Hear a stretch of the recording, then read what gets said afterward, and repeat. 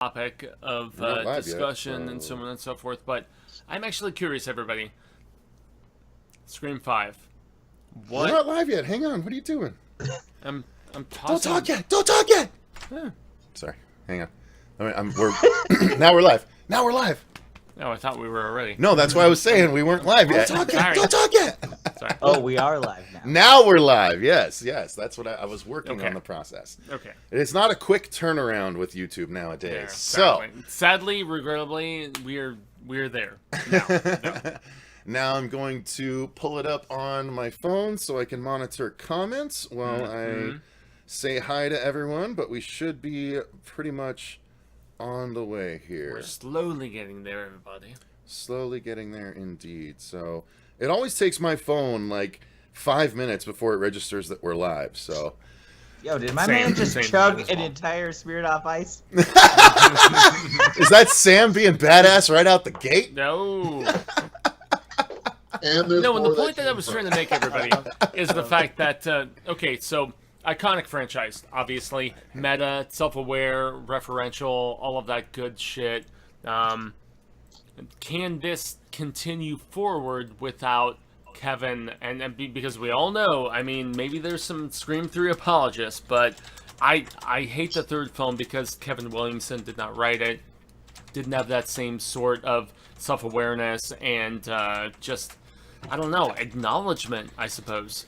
And so, yeah, for Emma destroying herself, smashing into the mirrors and all that other stuff, totally fine. I don't know, can this franchise, Cecil and Jay and all of our friends and patrons and, you know, fellow horror fans, can this franchise forge forward, I suppose, with different people behind it is the biggest question that I'm concerned and just kind of, curious about. So that is the tease, you guys, for the very first thing we're going to be talking about. Sorry, because... I know it was run out. Jumping the gun here. That's okay. It's all right. It's all right. I was getting stuff set up on the socials, putting out. That's why I tried to our distribute very it own. Yep, he's just easing people. He's easing people in. He doesn't go in raw dogging here on the horror show. No. You know what I mean? No, raw dogging. Fair enough, Jay. Take me back to depends on who Baptist you are, school, how raw we go. I should say, but all right. So that being said, let me say welcome everyone to the horror show. I'm Cecil Laird. Fuego. And we are here to return once again to bring you the horror news with booze. Yes, yeah. And we've got some guests with us that some have booze. They all have booze. Yeah, I was about to say, I have White Claw. It's terrible. Love it. So, guys, we have some guests. We have started a monthly live stream for any of you that are patrons. You can come and join our live stream and have some fun with us. And Sam Glass has joined us the past 2 months, and he has returned for the third month in a row to not only make sure that we are on the straight and narrow, he also happens to be our BLM ambassador, so he'll make sure that we don't cross any lines we shouldn't. So, welcome, Sam, once again to joining to the Horror Show live stream, sir. Gracias. I am brought to you today by Smirnoff of Ice, the Jonathan Harris role. Not a sponsor. Hashtag not a sponsor. Besides Sam, we also have another patron, a actually longtime supporter of the channel, and a big-time supporter, and we greatly appreciate everything that he has contributed to the Patreon as one of our Boogie Box tiers. He gets the mystery box from us, so we actually send him all kinds of interesting little goodies that hopefully he enjoys. But guys, welcome Media Crack into the show. Woo! Hello. And you were mean. You did send me Aliens versus Predator. I'm still kind of hurt about that. So. Well, I mean, they can't all be winners. Hopefully I've made up for it in some other boxes. Yeah, I was about to say, all the comic work with Alien versus Predator, man. I mean, Dark Horse, it's something we're going to talk about here on the on the news segment. Do you like horror comic stuff, Media Kraken? I haven't really read any. They've just been kind of sitting there collecting. Fair enough. Because, I have an entire series here, and I wasn't sure... There's some solid stuff, man. In it or not. And I mean, but since you're the patron that's here that does the Boogie Box, it's DC's Deceased series. So it's basically zombies attacking the DC universe, and it's got a lot of horror homage covers. So I don't know if that would interest you or not, but if they're collecting dust, I can find another option. Either way, nonetheless, thank you very much for your support, and by all means, chime in at any point. We'll generally we do this kind of in a turn order, so Fuego will give the story, I'll give my thoughts, and then we will go to you guys as well. But if you have anything to say or chime in or joke or whatever you want to do, don't hesitate. All right, no judgment here. The only one we will judge is the professional of the group, Mr. approaching 100,000 subs from Blood Bath and Beyond. Not only the coolest guy in the group, but the guy sporting his own merch. This is, I didn't know that's where I have to. Live. I just filmed a bunch of videos after 5 months of being in COVID. And I'm like, I'm gonna rep this shit and sell some shirts today. I didn't even know I was coming on here. And that's where Jay, I gotta respond, man, in the fact that so we have like border problems with the U.S. and with Canada, rightfully so. I'm a sports fan. So and you and I, when we hung out in Texas, we talked about the fact that the Toronto Blue Jays are they're basically relegated, segregated into the nasty United States. What do you think about that sort of situation, man? Yeah, it sucks. Like having everybody so separated, not being able to cross the border. Like I'm a big wrestling fan, and I want to go to some wrestling events, and I can't, and it's frustrating. Yeah. And well, I just want conventions to happen again. Honestly, I want to go back to Texas right now. I was supposed to go to like Seattle Crypticon, and I'm just like, I'm so upset about it. Yeah. I'm just sitting at home drinking White Claws. Yeah, I know. You and I are both in the same like regard in the White Claw. But thankfully, I'm hanging out with y'all. Yeah, man. No, thank you for joining us. No, I'm glad to have you on. Yeah, because I mean, the more voices for the horror news, the better. I mean, we all are going to have opinions on what we're hearing tonight. So, that being said, I will go ahead and work while Fuego goes over the first story. I'll work on putting links to Blood Bath and Beyond in the description box. Not that I need to. I mean, I'm sure every one of our subscribers is already subscribed to Blood Bath and Beyond, but I'll put a link. No problem, I got this. I'll put yeah, there you go. But Fuego, let's circle back to that first story you tried to rally up a few minutes ago. Go for it. Yeah, so the first story that I'm actually incredibly curious about is 17 days and the just people going to a VOD sort of situation. What the hell, man? I mean, is this something that's gonna massively hinder independent theaters? Is this something that trying to jump onto the? I thought you were talking about Scream. I also thought that. Oh, well, the initial lot was Scream. Is that not the story you were talking about before? Oh, well, we can jump to Scream, man. I thought that's what you were talking about before when we first started. Oh, news with booze. Thank you. Guys, it's a rare news with booze when we're derailed by the first story, so buckle up, sons. All right, so Fuego. Oh, wow, it's not that. Let's talk about Scream 5. I thought that's what. I thought that's where you were going earlier. So yeah, well, I was jumping up to on my little like Word document here on the phone. The first thing that I had initially thought we were talking about, and nope, you were talking about Scream 5. So let's hit Scream 5, and then we can circle Scream back. 5, man. I mean, Scream 5 is definitely tough in the regard that you don't have Wes and you don't have Kevin Williamson. You know, Kevin Williamson, he wrote all. Well, he didn't write the third, installment, so that's obviously a thing. But Wes directed all four, and you've got these two dudes from Ready or Not that are very much about the project. They are about the furthering of the property, the just semblance of I don't know, man. It's a what they did with Ready or Not is very much how do I put it? They were self-aware, so to speak. Yeah. And they were. I'm distracted because he's moving things around. Oh well, you don't need to look at the screen to think about your thoughts. I know. But, all right. Well, I'm going to jump in with my thoughts on the. Yeah, Courtney I was Cox gonna was say- confirmed, right? So Courtney Cox is confirmed. David Arquette is confirmed, and so those are like the two biggest like stalwarts. But Sydney, Nev Campbell is the one aspect who is not confirmed. She has confirmed discussions with the production people, but nothing else. they haven't paid her enough yet. In other words. Maybe that's what it Right. entails and boils down to. But whatever. So my thoughts on it are, of course it's good that Gail signed on, because that's what Courtney Cox is to me, is Gail. So I'm glad that she's on, and I'm glad that Dewey's on, but I don't, without Nev, it's not going to be a big thing. I think Nev is an inevitability.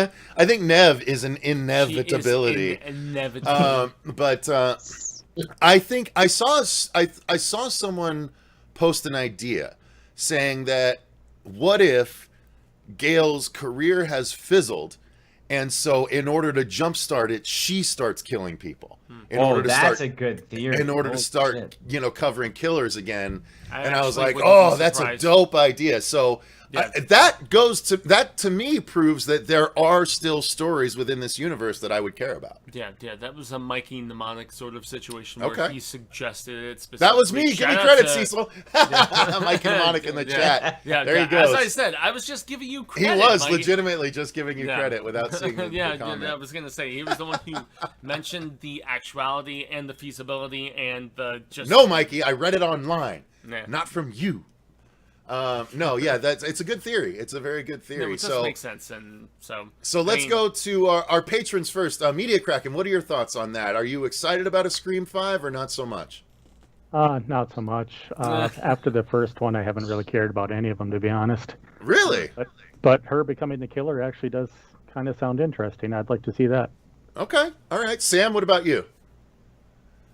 I've been reading threads about Scream 5 for quite a while now, and the ideas are flying thicker than snowflakes up in the Great White North, in the middle of winter. All right. And that was one of the ideas. The other one is that Sydney has been through so much bullshit at this point that she snaps and she becomes killer, which I thought is fucking awesome. But as far as Kevin and Wes, rest in peace, not being associated with the series anymore, maybe it's time for some fresh blood, so to speak, no pun intended. And as far as Matt Bettinelli Open and Tyler Gillette, who are both members of the Radio Silence group, who also did Southbound and You're Next and a couple of other really awesome projects, I kind of trust them after seeing what they're capable of. So I'd give them a chance.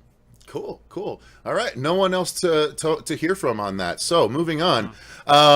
Jay, go ahead. What are your I don't thoughts? have anything like crazy to say. I think that's an amazing idea. I would love to see Gail just spin up this false story, because not only does it play to her character and like the whole universe, but like this, look at what we're going through where people are spinning up all these fucking news stories, right? Mm-hmm. So I think that would be dope. Bring back Hayden Panettiere and Kirby.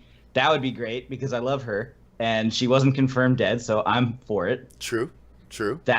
She's like in my top 3 of like crushes of all time. Really? And I just need more of her. You wanted to Please. save that cheerleader so she could rock Right? your world, huh? Can we bring back Heroes? I'd watch Heroes on repeat. I found my Heroes DVDs the other day, and I was like, "Oh, that's right, the show that was great for a season and a half." Exactly. Season. John Carter must Season. die, honestly. See, There I'm seems- actually amused about the That fact that would- Matthew Lillard has been talking about he would be open to a return if, I mean, Stu horror- coming back, right? Yeah. I mean, horror movies are like, people die, and then do they really die? They can always explain it in some sort of silly situation or whatever. I love- I mean, I would rather see Jamie Kennedy. I'd Oh love my to. God. Yeah, I'm I'd for love it. Randy. You and Quaid. Jamie Kennedy need to just get a room. I think. guess so. Hey, bring it on. I could figure some things out. I could On figure that some things Jamie out. Kennedy note, I saw him live once, Oh yeah, how'd that go?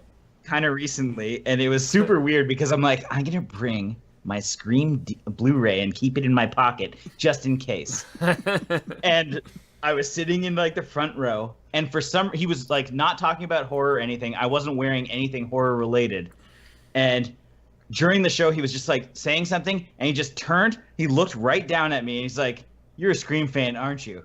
And I immediately was just like, I busted out my Blu-ray. I'm like, I brought my movie. It was the most awkward thing ever. He did sign it, which was fucking awesome, but like, it was the most awkward I've ever been in my life. It's all right. Hey, look. I love Rain. You just need, from now on, just open up with, "Hi, I'm Jay, and I'm a Scream simp." That's all you need to do. That's what it is. All right, Fuego. Do we want to circle back to the other story that you brought up, or are we skipping to the next one? Well, I was about to say, one of the massive ones that you and I discussed is the fact that, okay, so Disney purchased Fox. Yes. Big thing. Are we talking about our background? Yes, exactly. All We have right. to eventually get to it. Yes, please, by all means, And let's do it. this is the big thing for the sheer fact that I own so many of the Dark Horse comics, which are Aliens and Predator, respectively. Prometheus as well. You know, it's all this like little shared universe. But we found out at the beginning of July that in 2021, Disney is going to be publishing through Marvel Aliens and Predator comics. Mm-hmm. As somebody who has collected tons of them, as I mentioned, I have mixed feelings. I wonder how much everything is going to be defanged and declawed to that proverbial degree. Are you guys down with? I mean, the biggest thing for me is that Disney gives the best creative minds in the world the best tools to like just riff on IP. Is this a bad move though? Is this going to be too PG-13? I guess is the best way that I'm. Keep in mind, Disney also relaunched the Star Wars comic universe through Marvel. Yeah. And a lot of people really Mixed love feelings on those that, though. Star Wars comics. Yeah, mixed so feelings on that, though. personally, I don't think it's such a bad thing. I think Dark Horse was relegating Aliens and Predator to smaller creators, whereas now Marvel, they can get the big guys on these things, and we can get some seriously cool stories that might eventually end up as movies, where they're like, maybe, who knows, maybe Disney's like, hey, you know what worked? Making those Marvel features based on them funny books. Maybe we should start making some Alien and Predator features based on some funny books that are out there as well. I don't know. Alien like versus Batman's pretty goddamn good. What am I gonna say? No to more Alien and Predator material? I think it's great. I think it's awesome. So again, let's start with Media Kraken first. Have you had any experience with Alien or Predator comics? I mean, I know you weren't a fan of the movie I sent you, but very, very, very long time ago when it was Image, I think, or Dark Horse. I'm not a big fan of Disney gobbling up everybody. I have the Fuego fear of PG-13 everything.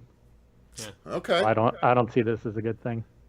Really? Okay. So you don't think that they're gonna be doing because that was what Fuego was concerned about when Disney gobbled up Fox with Deadpool, right? He was worried that we're not going to get any more rated R Deadpool, and we're not going to get any rated R Alien and stuff like that. You would express those Media Kraken concerns. just said he's like they're gobbling up everything and making it all just a more sense. But I maintained, I was like, yeah, but they have to understand the power in having those properties when they're done right with rated R. I mean, look at Deadpool and Deadpool 2 with the rated R. Like, it did really well and Logan rated R did really well. Terrific. That's one of the few where I would Harley Quinn and the Birds of Prey, not so much, but that's for a lot of reasons. But nonetheless, like, I don't know, I'm on board for it. But I hear what you're saying. You're saying. I think they got lucky with those two. Okay, fair enough. I didn't like the second Deadpool at all. Oh wow. Okay. First one I loved, but second one I did not. I didn't like it as much. I agree with you there. Yeah. I think they when they did something at the very beginning that basically rendered the whole first movie moot, and I was like, oh, that's a bummer. But same thing. Same reason I didn't like Terminator: Dark Fate though. So I don't know. I'm sure there were people that liked it. Sam, what are your thoughts on this? I'm with Media Kraken. I'm concerned not just with the current intellectual properties, but also the past ones, and that they're going to Disney-fy Fox's back catalog as well. So we're not going to be able to see a lot of the old things like the original Aliens and Predators and whatnot, or they'll do things to it to water it down for future generations, and they will not be getting the full strength versions that we're used to and that we fall in love with. So I don't know if Disney realizes that danger or not, but I'm kind of taking a wait and see attitude about what they're going to do with that. I don't think it bodes well, but hopefully cooler heads will prevail and we'll say, let's not fuck around with things. Let's not reinvent the wheel on a lot of this stuff. Leave it alone and let it be what it is. Instead of, oh, well, the children, think of the children. Oh my God. You really Wow, you really think they're going to course correct history like that, huh? I think they would. Yeah. I mean, look what Lucas did with Star Wars. Yeah. With New Hope and going back and putting in all these new flash whiz bang effects. It's like, yeah, but he did that in like 1999. Like, he did that 20 years ago. Like, true, but even so, we know what it looked like before, and it's like the Death Star didn't blow up like that. Come on. Yeah, but if they did that, look, I legitimately think that if they did that, if Disney started doing that, all they would do would be create a massive black market of movies like where everyone's like, no, I will give me the originals. Like, I don't think they'd be able to get away with that. Like, I honestly don't think they'd spend their money that way. No. I at this point, but maybe I'm wrong. I don't know. Jay? I don't have any strong opinions either way. I am not a huge fan of Alien or Predator, so it doesn't matter to me, to be honest. Damn, I know. Shots Yeah, fired. unpopular Wow. opinion. Not a I get fan. it. Hey, not everything is as interesting as wrestling. Hey, I'm just saying. Yeah, I was about Like, to say they're like doing it with no audience, and I don't know. Vince Whole is- different discussion. Vince Sorry, is go ahead, trying, Jay. man. I was still like I actually rewatched Wrestling with Shadows recently with everything in the dungeon, and yeah, Jay and I actually talked about this briefly in Texas and all the awesomeness of All right. the Hart family. Well, continue what you were saying, Jay. Anyway, just like, I don't think that there's much influence over from comics to screen anyway. Like, there are so many comics that we would have loved to see happen when Ash was taking on everybody. We wanted those to happen, and there's such a strong voice.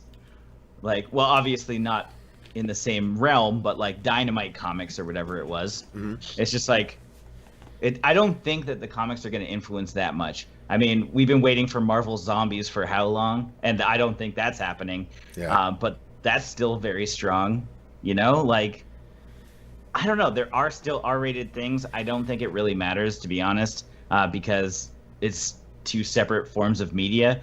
It sucks for the writers and the illustrators that have been working on the franchise up until this point, because they are no longer those same people, right? Like, I don't think many of them were hired on based on what I've seen on Twitter, and that's unfortunate. A lot of companies that do absorb, smaller companies like that would at least allow them to continue their jobs to some extent, and it's kind of frustrating to see that isn't the case. Yeah. No, I hear you there.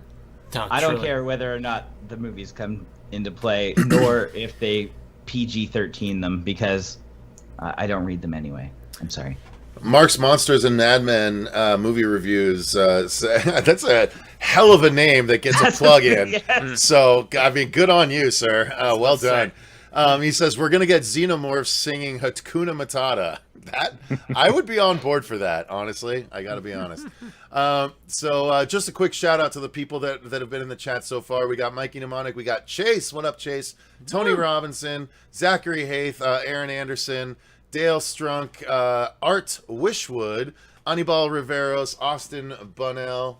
And Alex Konoff and Corey Novak was there a bit, so I think that's everyone. So welcome everyone. Yeah. Thank you for watching. Fuego, what is next? So the desolation, man, of the movie industry is rather rough in this particular regard, and so the next thing we have to mention is the fact that terrible Hi, live audience.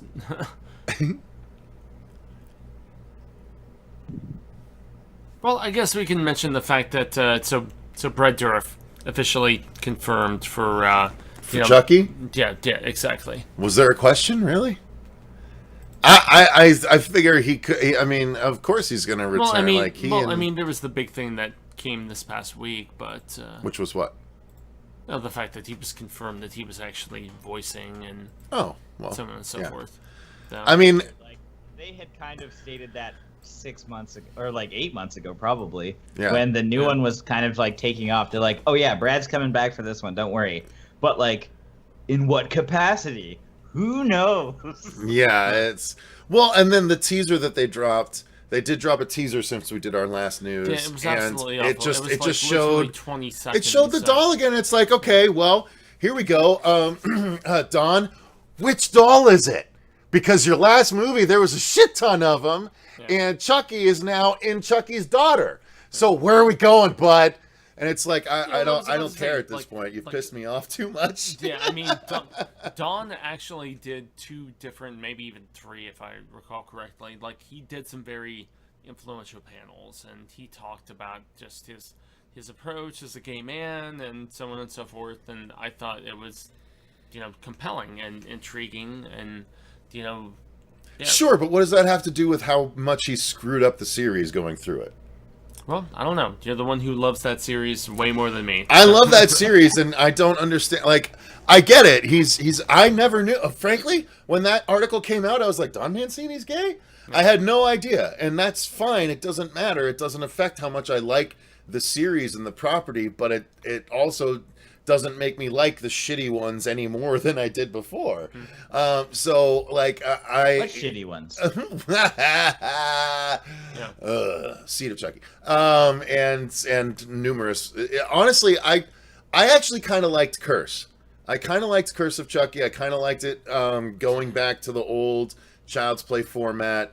But then he kind of went wonky again with Cult of Chucky and just like, oh, I'm just going to do a best of my own series. I'm going to repeat the shattered mirror falling on a victim. I'm going to confuse everyone with multiple Chuckies and then have the one that everyone cares about no longer be Chucky by the end of the movie. It just was so many questionable choices that it's like it's like Don like made the first round of movies, but occasionally he just gets really drunk and makes a movie while he's super drunk. And I think that's what happened with Seed of Chucky and Cult of Chucky, where he's just like, this is fine. This is cool. People are going to love this. Come on. Fucking Red Man. Yeah. People are, you remember Red Man? Let's get Red Man in this thing. It's going to be dope. Great. It's going to be great. Cash rules everything around. So, yeah, I think while I will still watch it, because Chucky is still my second favorite slasher behind Freddy, I am still not entirely excited about it. Media Kraken, how about you? I haven't watched the remakes, so. Oops. Have you watched? What did you watch? What up to like Bride, or did you watch Seed, or? The one before Bride. Oh, really? So just Child's Play 3? That's as far as you got? Yep. Fair enough. The rest looked like they kind of jumped the rails. Yeah, well, Or they're jumped definitely the shark, I should say. They definitely Yeah, they veered have more their into issues. horror comedy than they have straight their horror. issues. Yeah. Yeah, and that's the thing. Like, we are literally like just kind of, I don't know, scraping the barrel. It's essentially the extent as far as news-wise. Wait, no. Well, hang on. Let's get Sam and Jay's opinion on the. Oh yeah. So, Sam, what are your Jay, thoughts on Jay, the? You go first if you want. Go for it, Jay. I can't wait. Just straight up. So long as Jennifer Tilly's involved. Wow. Let's go. I need more Tiffany. What else which does she have going seemed on? confirmed. Yeah. It seemed confirmed at the end of the last one. The last one I didn't love how Chucky looked. He was kind of weird and had like the weirdest haircut I've ever seen in my Super life. weird looking. It was like derpy. But like I always want more Chucky. Yeah. And I think that, in the right hands, and I think like I've only liked Child's Play the more through the series. I know that's a controversial like statement, except for Curse and maybe Cult, I guess. but like 1 through 5, I was like, yes. Really? And Even Seed? Yeah. Seed, I actually like. I know, I get it. A lot of people don't love it. No, but it's I the, think like, Bride is my desirable number elements one of in silly the whole for me. franchise. I don't Yeah. know. Bride's your number one? Go ahead. Bride's my number one, and Seed, it you just need to go in knowing it's going to be kind of wonky. And rewatching it recently, like I think we watched it maybe like a year ago, it's so much better watching it now than it was when it first came out. Like I had so much different feelings about it back in the day. But now, like, I'm like, this is very progressive, to be honest. It handles like transgender stuff and topics like very well. That's one of those reviews you would have had to delete had you recorded it when you first started the channel. No. We tackled that, like, it might have been 2 years ago. Oh, really? Okay. And I just thought it was super progressive. Like, the way that they actually did handle it, it was just like, this is like the first, other than Sleepaway Camp, obviously, and Cherry Falls, maybe. But like this is like the first one where it's like talking about gender issues, like actually going back and forth, and you have Tiffany kind of loving the situation and being like, hey, why don't you just be what you want to be? And then you got Chucky like, no, fuck, you're gonna be a dude, like fuck you, you're not doing that. And it's great. I love the back and forth, and I actually really appreciate it watching it like more recently, especially in the social climate that we're in. Like everybody's getting more familiar and comfortable with situations, and it's just like, okay, this makes a lot of sense. With a new one coming out, like I was okay with the reboot. I hated, like, Mark Hamill, I love him as a voice actor. However, yeah, I agree. I think it shouldn't have been called Child's Play. I think the whole concept and idea was great. It seemed like a Black Mirror episode. If they didn't make him look like Chucky, it would have been significantly better and probably would have done better at the box office as well. Which I think is going to actually have a negative effect on the TV series, because people might have gone into that and been like, well, I'm fucking checked out at this point, even though they don't know that, you know, the real creators are on top of the series that's going to come out. The series, I am hoping, and I think it's going to do well, or at least it's going to be good. I don't know if it'll do well, unfortunately. I just think he needs to get back to the Child's Play 2. And like, if he can get back to what he was doing there, then I'll be so freaking happy. But and don't get me wrong, it's not because I don't want to be woke. And you do make a good point. Like that, in that sense, Seed of Chucky was way ahead of its time, because now that's pretty much expected with movies nowadays, that there's got to be some character that's you know, trans or what have you. And that was not only some character, but one of the main characters, and Chucky's son or daughter, whatever. But yeah, you're right. But nonetheless, the movie still sucks. And that's where it was amusing to hear Dawn talk about it. And Dawn was like, did you love Jay and Bob reboot because Redman's in that too? Yes. Oh God, because the movie sucks. I was like, the movie still sucks though, but Jesus, so I'm wondering how many points Redman is worth to you, because good Lord, it seems to be a lot. It's up there. How High is one of my top 10 forever. Wow, really? Okay. All right. Yeah, I was like, well, hey, you know what? That's Bloodbath and Beyond for you. So, Sam, what are your thoughts? To be perfectly honest, when it comes to this franchise, I really didn't get that far beyond Child's Play 2. And apologies in advance to Jennifer, because she's hot, she's funny, she's worth the entire series. I love her to death. We're friends on Twitter, and I don't think she knows I haven't seen the other sequels. But I'm a little, I don't want to say resentful, but when I hear Don Mancini keep saying, you know, that he's gay, as the resident gay member of this panel, by the way, it's kind of a, not superficial is the word I'm looking for, but it's another word, maybe arbitrary thing to say. Well, yes, I really made the franchise, by the way, I'm gay. It's like, what the hell does that have to do with anything? If his sexual background were informing the series in a way, which I'm hearing from Jay that maybe it is, because I haven't seen the rest of those sequels. That's one thing. But if you're just making a straight ahead good series of horror sequels and whatnot, then that shouldn't even be important. I mean, case in point, Christopher Landon is gay and made Happy Death Day 1 and 2. And the fact that he is had nothing to do with the fact those movies were as fucking awesome as they were. Had no idea. idea. If Child's Play were going in a direction, say, the same as, I don't know if you guys have seen Hellbent or heard of Hellbent at all, that would be a different story. But Hellbent is the one that stands alone as the first authentic gay slasher. In other words, the characters are gay, the killer is gay, the murders take place in a gay background. If any of this stuff were to be similar to what Dom was doing with Child's Play, then the fact of him mentioning his sexual background would be an important point. But to me, it doesn't seem like it. That makes any sense. No, yeah, it does. It does. It's interesting that you point that out. I didn't consider that, but you're right. Like, what really is the point that he's trying to make with that? Well, I just champion kind of the fact that, okay, sick, killer sort of people, they're of every walk of life, gay, straight, whatever, killers are killers, and they have a different, like, tick. But why does it matter what the sexual preference of the guy writing the series is? Why does that matter? Oh, I didn't say that it did. Well, that's what he's talking about, though.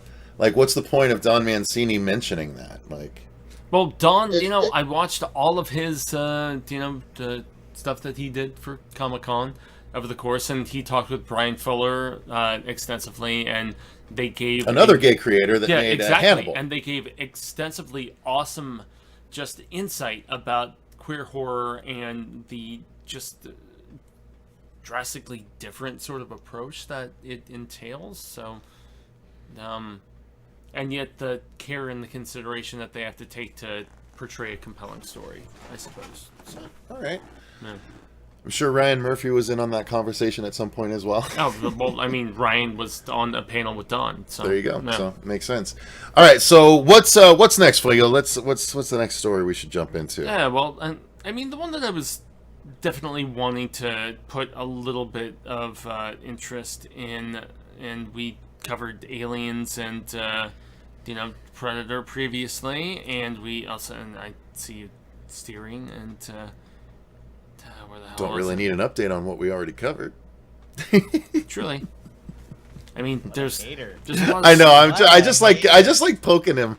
There's a lot of stories where it's like, do we really want to talk about this? I mean, well, we can make them quick. Yeah. Okay, so The Boys is returning in September for a second season. They have a bigger budget. They have even talked about bringing on, Negan, whatever the hell his name is. Jeffrey Dean Morgan. Jeffrey Dean Morgan, thank you. For a third season, just like representation and so on and so forth. But, bad superheroes and the horror of people who basically have something nastier deep within them that they can use for nefarious purposes, and just what that all entails. I know you liked the first episode of the show because we watched it, in like a theater setting. Well, yeah, we reviewed the whole first season. I really like The Boys, and the fact. So I'm guessing the story is that.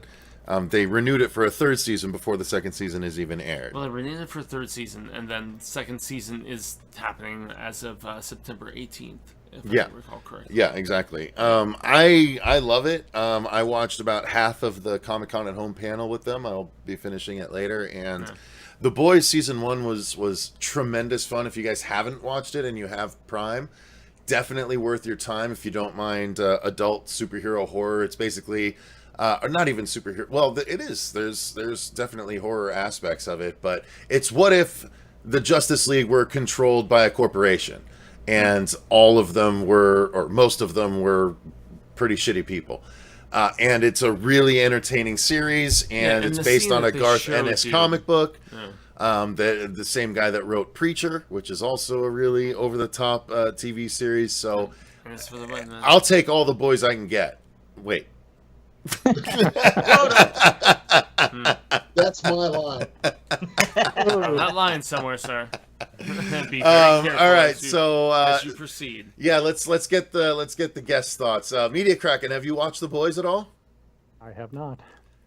Is it just, did it not tickle your fancy, or did you just not know about it, or not into superhero stuff? No, I'm just so far behind on anything that's been released in the last few years that it's kind of embarrassing, actually. Nothing to be embarrassed about. What do you have in your queue before The Boys? Just out of curiosity. What do you have to catch up on? Pretty much the last 5 years of movies. All right. Well, that's not going to take I'm you too really long. far behind. See you in 5 years. Yep. Yeah. Sam, what about you? Love The Boys. Cannot wait. Wait a minute. Did that come out right? That didn't come out right either. Love the series. And I've seen at least 1.5 times. I need to go back and rewatch the entirety of season 1 again. Now, you can tell me, maybe you can tell me this. There was a rumor that Amazon Prime had gone back and re-edited the first episode so that the first death, and I won't put any spoilers on here, was a little less extreme than it was the first time it aired. I don't know if that's true or not, but if it is, I would strongly suggest that people get the box set and see it in its full strength entirety, in case they did do some editing or some improvements to kind of make it a little bit more, shall we say, family friendly, which this is not a family friendly series at all. No. Yeah, there's nothing family friendly about this series, like in any possible regard. And I mean, if we're talking about Huey's lady and the nastiness that transpires initially, yeah, it's rough and it's tough and it's sad. It's very comic book, just accurate, which is what's really cool about the fact, because, you know, sometimes they, you know, just like tone down and do their own thing, but they did not hold back, at least as far in that regard. So, yeah, Sam is right about the fact that if you guys have the opportunity to see it now, and if it is going to be, you know, synthesized and, you know, just censored, so to speak, on delay, do you think? Well, The Boys is good for people that... Not true. The Boys is good for people that don't get into Marvel or DC necessarily, because it's too comic booky, too kiddie. Yeah. Because they don't pull any punches by any stretch. And the little tease in The Boys panel that they showed for season 2, where like a speedboat impales a whale, and it's just hilarious. So, Jay, have you watched any of The Boys? No, it sounds great though. Oh, dude! I think you would love it. Rad Again, status, the nice thing about The Boys Violent, is if so you watch the violent first and so episode fun. and like it, you know you'll love the rest of the series. If you don't, you know you don't need to bother with the rest of the series. That's good. So definitely, I highly recommend season 1 if you have Prime, because dude, it is so. Again, it's like Justice League turned up to 11 in like if Justice League was on Showtime, it's like that. You know what I mean? So it's really dope. Yeah. And the first death that Sam was alluding to, Fuego and I almost certainly saw the uncut version, because we actually saw it where the PR company they showed the first episode in a theater. So they invited all the press people, us included, to the early screening in the theater of the pilot, and yeah, it is super gory and super awesome. Plus Elizabeth Shue, who's still hot. So yeah, and the guy who plays Homelander is ridiculously fearsome in that regard. He's like the evil Superman, if you could ever imagine somebody in that regard. It's terrific. It's so good. Yeah. Anyway. So like the three of us had discussed previously, because of the awesome job they've done on this, I would dare Amazon Prime to take Garth Ennis's Crossed and try to dude, with the I've cosplayed. He's cosplayed as a Crossed like before. Tons of times. Crossed would be amazing, but it would be really hard to. It's a sexual aspect. The fact that they're like They're like George Romero. There's rapings aplenty. Yeah. They're like George Romero crazies, but they also rape people. So I mean, that's where it's. That's basically what It's happened. kind of like George Romero and Clive Barker got drunk and said, "Let's make a movie." What the great see? That's the thing about the Crossed. If you really want to see something messed up, get Crossed. It's a comic book written by Garth Ennis, just like Sam was saying. But Garth is my dude. One of the things that happen, like they will do a 2-page spread, a splash page, where it's just a crowd of infected crossed people that inevitably walk around naked or naked with human skin from people that they've already raped and killed. And like you will just see, you look at these pages and it's the Where's Waldo of terrifying stuff, because anywhere you look on the page you're like, oh, look at that, there's a crossed person just screwing someone's torso because there's no legs there anymore. And that's just one tiny little corner of the page. And they could never do it to the full effect, because the Crossed is basically what if it were a zombie breakout, except instead of zombies, it's a breakout of insanity, pure insanity. And it's sexualized insanity, and it's disturbing. And it's my gross. God, if they ever made it, the studio that did it would have to literally have the biggest balls of any studio ever. They would have to serious qualms. But I would watch it. I would watch it. I think it would. I think it would actually play more as a animated, like an R-rated animated show, like the old Spawn show or something like that. Yeah, but totally. I'm looking at the posters for the first time, and I've never even heard of this before, and this looks fucking wild, dude. I dig. Crossed is disturbing. Crossed is wild, bro. Yeah, guys, if you want, just Google some images of Crossed comic book by Garth Ennis, and you will see some disturbing ass splash pages. Some of the covers, because it came out of Avatar, before. I think. Yeah. It was or not Avatar. Maybe. It was Avatar. It was Avatar first, yeah. Right. Avatar Press, man. And they would have a specific gore cover where they would just have like 5 crossed people having torn all the limbs from a human and just effing all the stumps. That would be the cover of the comic. So sexually, violently inappropriate, which is why a lot of I feel like I should go get some of the books and show them, but nonetheless, we're spending a lot a lot on this. Yeah, I love Cross, but it's messed up. I will not deny just that. Cap it off, Jay, just to give you anyway indication of how potent this is.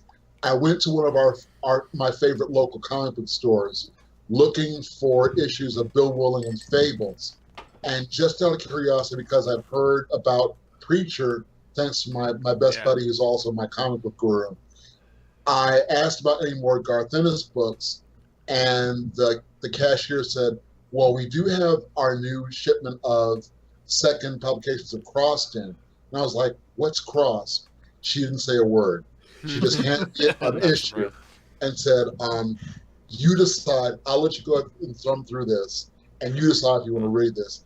And amazing. I was just looking at pages going, Jesus fucking Christ, what is it? Oh my God, holy shit. Give me the first 6 issues. And those are the ones that were, up. Yeah, exactly. Those are the ones written by Garth too, because he did the little pass the baton, so to speak. You're looking at Crossed, aren't you? I knew nice. what it was. That's sweet. Yeah, it's good stuff. By the way, I need to shout out Blood Red Sky sent in a super chat. Hey, y'all, should the Terminator series end? So we'll take a quick side discussion.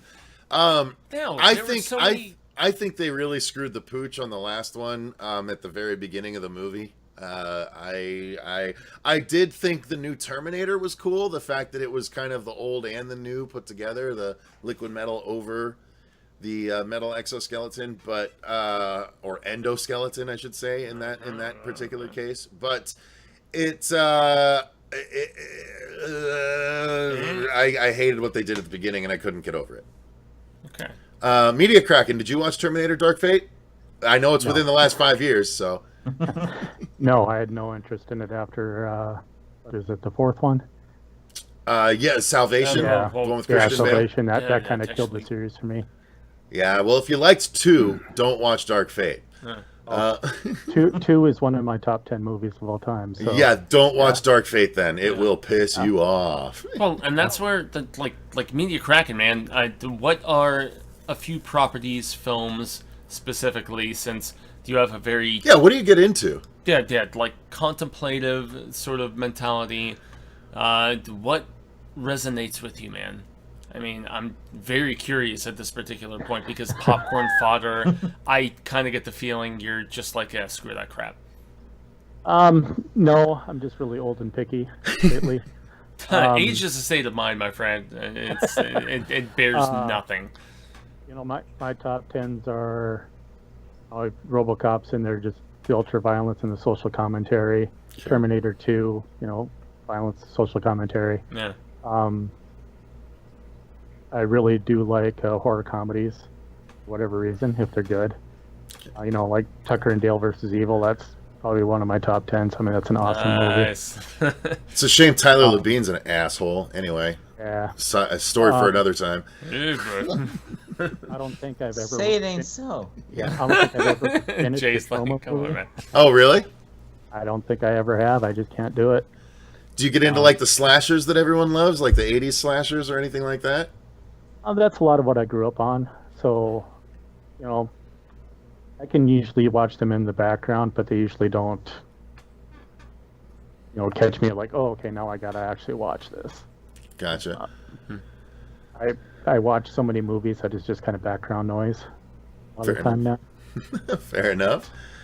Well, I mean, it's good because we picked Sam's brain extensively, and those who want this sort of palaver and discussion, we've picked over Sam, so now we're picking at you. Yeah, we have to, man. Sam's face. It's like part of the process. Sam's like, why must you just?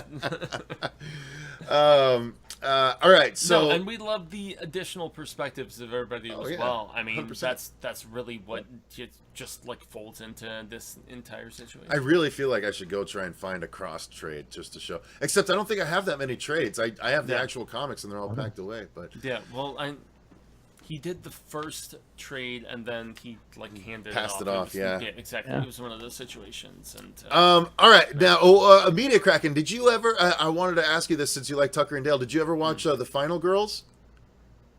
I have not. So that's from 2015. Pretty awesome. And that is a really good horror comedy, especially if you grew up on like Jason and stuff like that.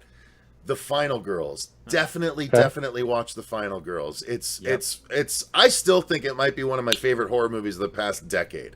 Because it's just so fun and so funny. And it actually made me cry when I watched it. Like, it's just so good. Yeah, same. It did. Oh, shut up, Jay. not everything. I like it. It didn't make me cry, but I dug it. That's all right. I'm in touch with my feminine side. It's all right. Not everyone can be there with me. It's no Train to Busan. Okay? Did Train to Busan get you? Oh, fuck yeah. What do you mean? Actually, that was something that I was curious about. There you go. Hey, so you saw Train to Busan. That's within the last 5 years. Good on you, Media Kraken. Well, and that actually ties in with the one that made you guys review it. Oh, there you go. Yeah, he was the one that asked us to review that one. Peninsula, man. Yeah. Are you excited about Peninsula? Yeah, exactly. Are you curious about Peninsula? I think it's coming out in Canada earlier now. If I'm not mistaken, Jay, what's your thoughts? Are you excited? Well, Media Kraken first. Yeah, go ahead. Yeah, I am because, Train to Busan was so awesome that I'm interested in anything they do. Yeah, I am too. Did you like Soul Station? Until they screw it up. I haven't watched that yet. Definitely give that one a try. That one I think is free on a couple of sites right now. Yeah, I think it's on Shudder. If I'm not Shudder mistaken. And Prime, I believe. Yeah, and I mean, us and Jay, we praise. I mean. Yeah, praise Shudder constantly. Jay and Sam, are you excited about Peninsula? I'm pumped.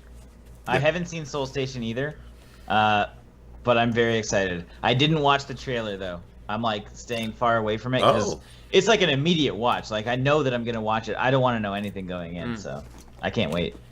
Yeah, it made mad money over in Japan, China. Can you Korea. not hear them? Not too well. Not at all. Oh, you gotta turn up your thing because. You keep talking over him. There you go. Talk now, guys. Hello. Check. You hear that better? Yeah, I turned his volume up because there's a lot of talking over going on. Joanna from Canada sent over $20 Canadian. What up, boys? I was just wondering if y'all saw Brightburn and if you would be curious to see a sequel. I love how serious, dark, and twisted this kid is and want to see him do some serious damage. Yes, we not only saw and reviewed Brightburn, but I quite liked it and was on board from the very first trailer because Superman's always been my favorite superhero. And this was just, what if this was just an Elseworld story? What if Superman was bad right from the get-go? And I loved it. Yeah, there were a couple kills, especially the guy after the car accident, and just the face, the messed eye up, scene, though, messed man. up stuff, man. I mean, I was all about it. And as far as low budget horror with folding in the superhero aspect, I mean, that's my bread and butter. I'm all about that. So. Coolness. Yeah, I would love to see more in that particular Elseworlds pocket reality. So Ben Grimm says Superboy Prime. That's a deep cuts reference for DC fans. Absolutely, Superboy Prime. I want more of it. Absolutely. Yeah. That would be so good. That movie surprised me. I didn't know what to expect going in, and I think it was a lot more vicious than expected. And I loved it. Yeah. I mean, obviously, when you watch a movie like that, your mind starts to wander afterwards. So I'm not certain what we actually ended up giving it as a rating, but I know it's just imagine they did this, and imagine they did this, and how they could expand on this, and just the universe that they could create with Brightburn is unreal, and I would love for it to continue. And they kind of allude to it being all over the place, and I want to see all of those other stories. But much like Cabin in the Woods, where they allude to things all over the place, it's unlikely that we will actually get all of those different situations. I hope for, but I don't think so. Yeah, they hint at the possibility, but there's no guarantee we're ever nothing in the see works them. that we know about. I don't think it did well enough to warrant that more money to be pumped into something like that, unfortunately, especially when stuff like The Boys or Umbrella Academy exist. It's well, we can do something similar over here and it will drive a lot more traffic and create more buzz than a singular one-off movie. That's true. And what does James Gunn care? He produced that one. He's just whatever. I'll just keep working on Guardians 3 and Suicide Squad 2. Yeah, exactly. He's got his plate very, very full. Media Kraken, I'm guessing you didn't catch Brightburn? You are correct. So, well, that actually makes me Media Kraken. It makes me wonder, man. Do you like the just culmination and pairing of superhero stuff with horror, or do you think they should be relegated? And... Do you just avoid all superhero stuff altogether? Exactly. Yeah. Oh, like I said, I haven't watched a lot of the new movies. I still haven't watched the last couple of Avengers either. So. What made you catch Train to Busan then? Zombie movies, I guess. Oh, okay. They're not dead to me yet, even though they're zombies. Really? like they are for most people. They definitely have been for me, yeah. Is there a zombie movie that sticks out as the creme de la creme? I mean, something that you think is at top of the proverbial hill? We just Train to Busan. Gonna have to go with Romero's original, I guess, just because of the. That's what lots of people point to. Social commentary it had. A black man in the lead that touched a white woman. That was pretty big in the back then. Yeah, the original Night, boy, it has so much to say, especially right now. And I actually especially enjoy Don Mancini's, Tom Mancini, what am I saying?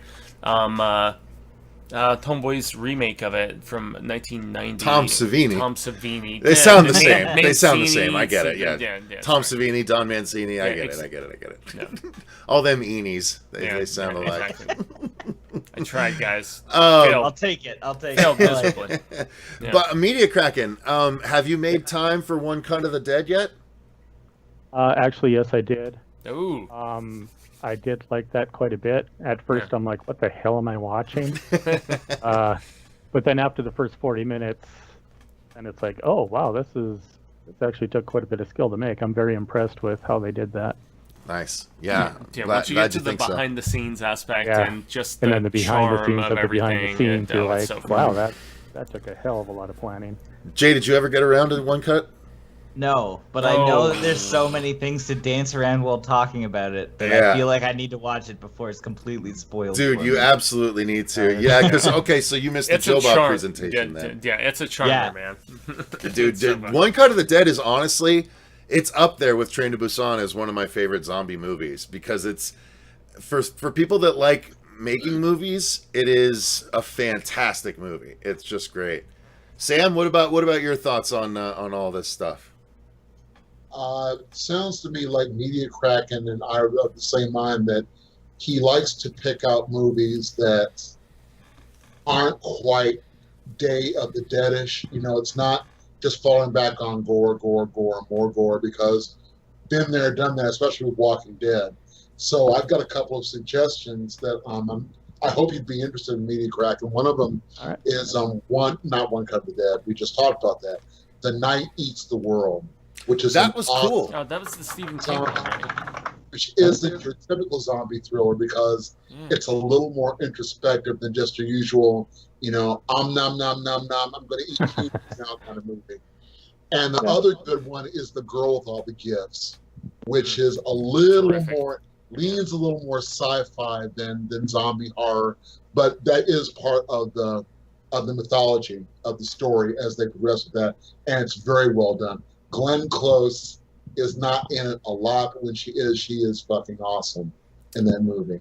Yeah, but also the performance from that young girl who was our lead in that film. I mean, holy crap, man. She just brings that brevity, levity, everything that you would just hope from somebody who is in a nasty situation that is trying to figure it out. So I think the best thing in the world, too, is I don't know if a lot of people know this, the director did 2 distinct versions to avoid all the ridiculousness with the bad dubbing jobs that are always done in foreign films. Yeah. So he took the same cast, same sets, everything, did one version in English and one version in, I think, French. Wow. That is a French film.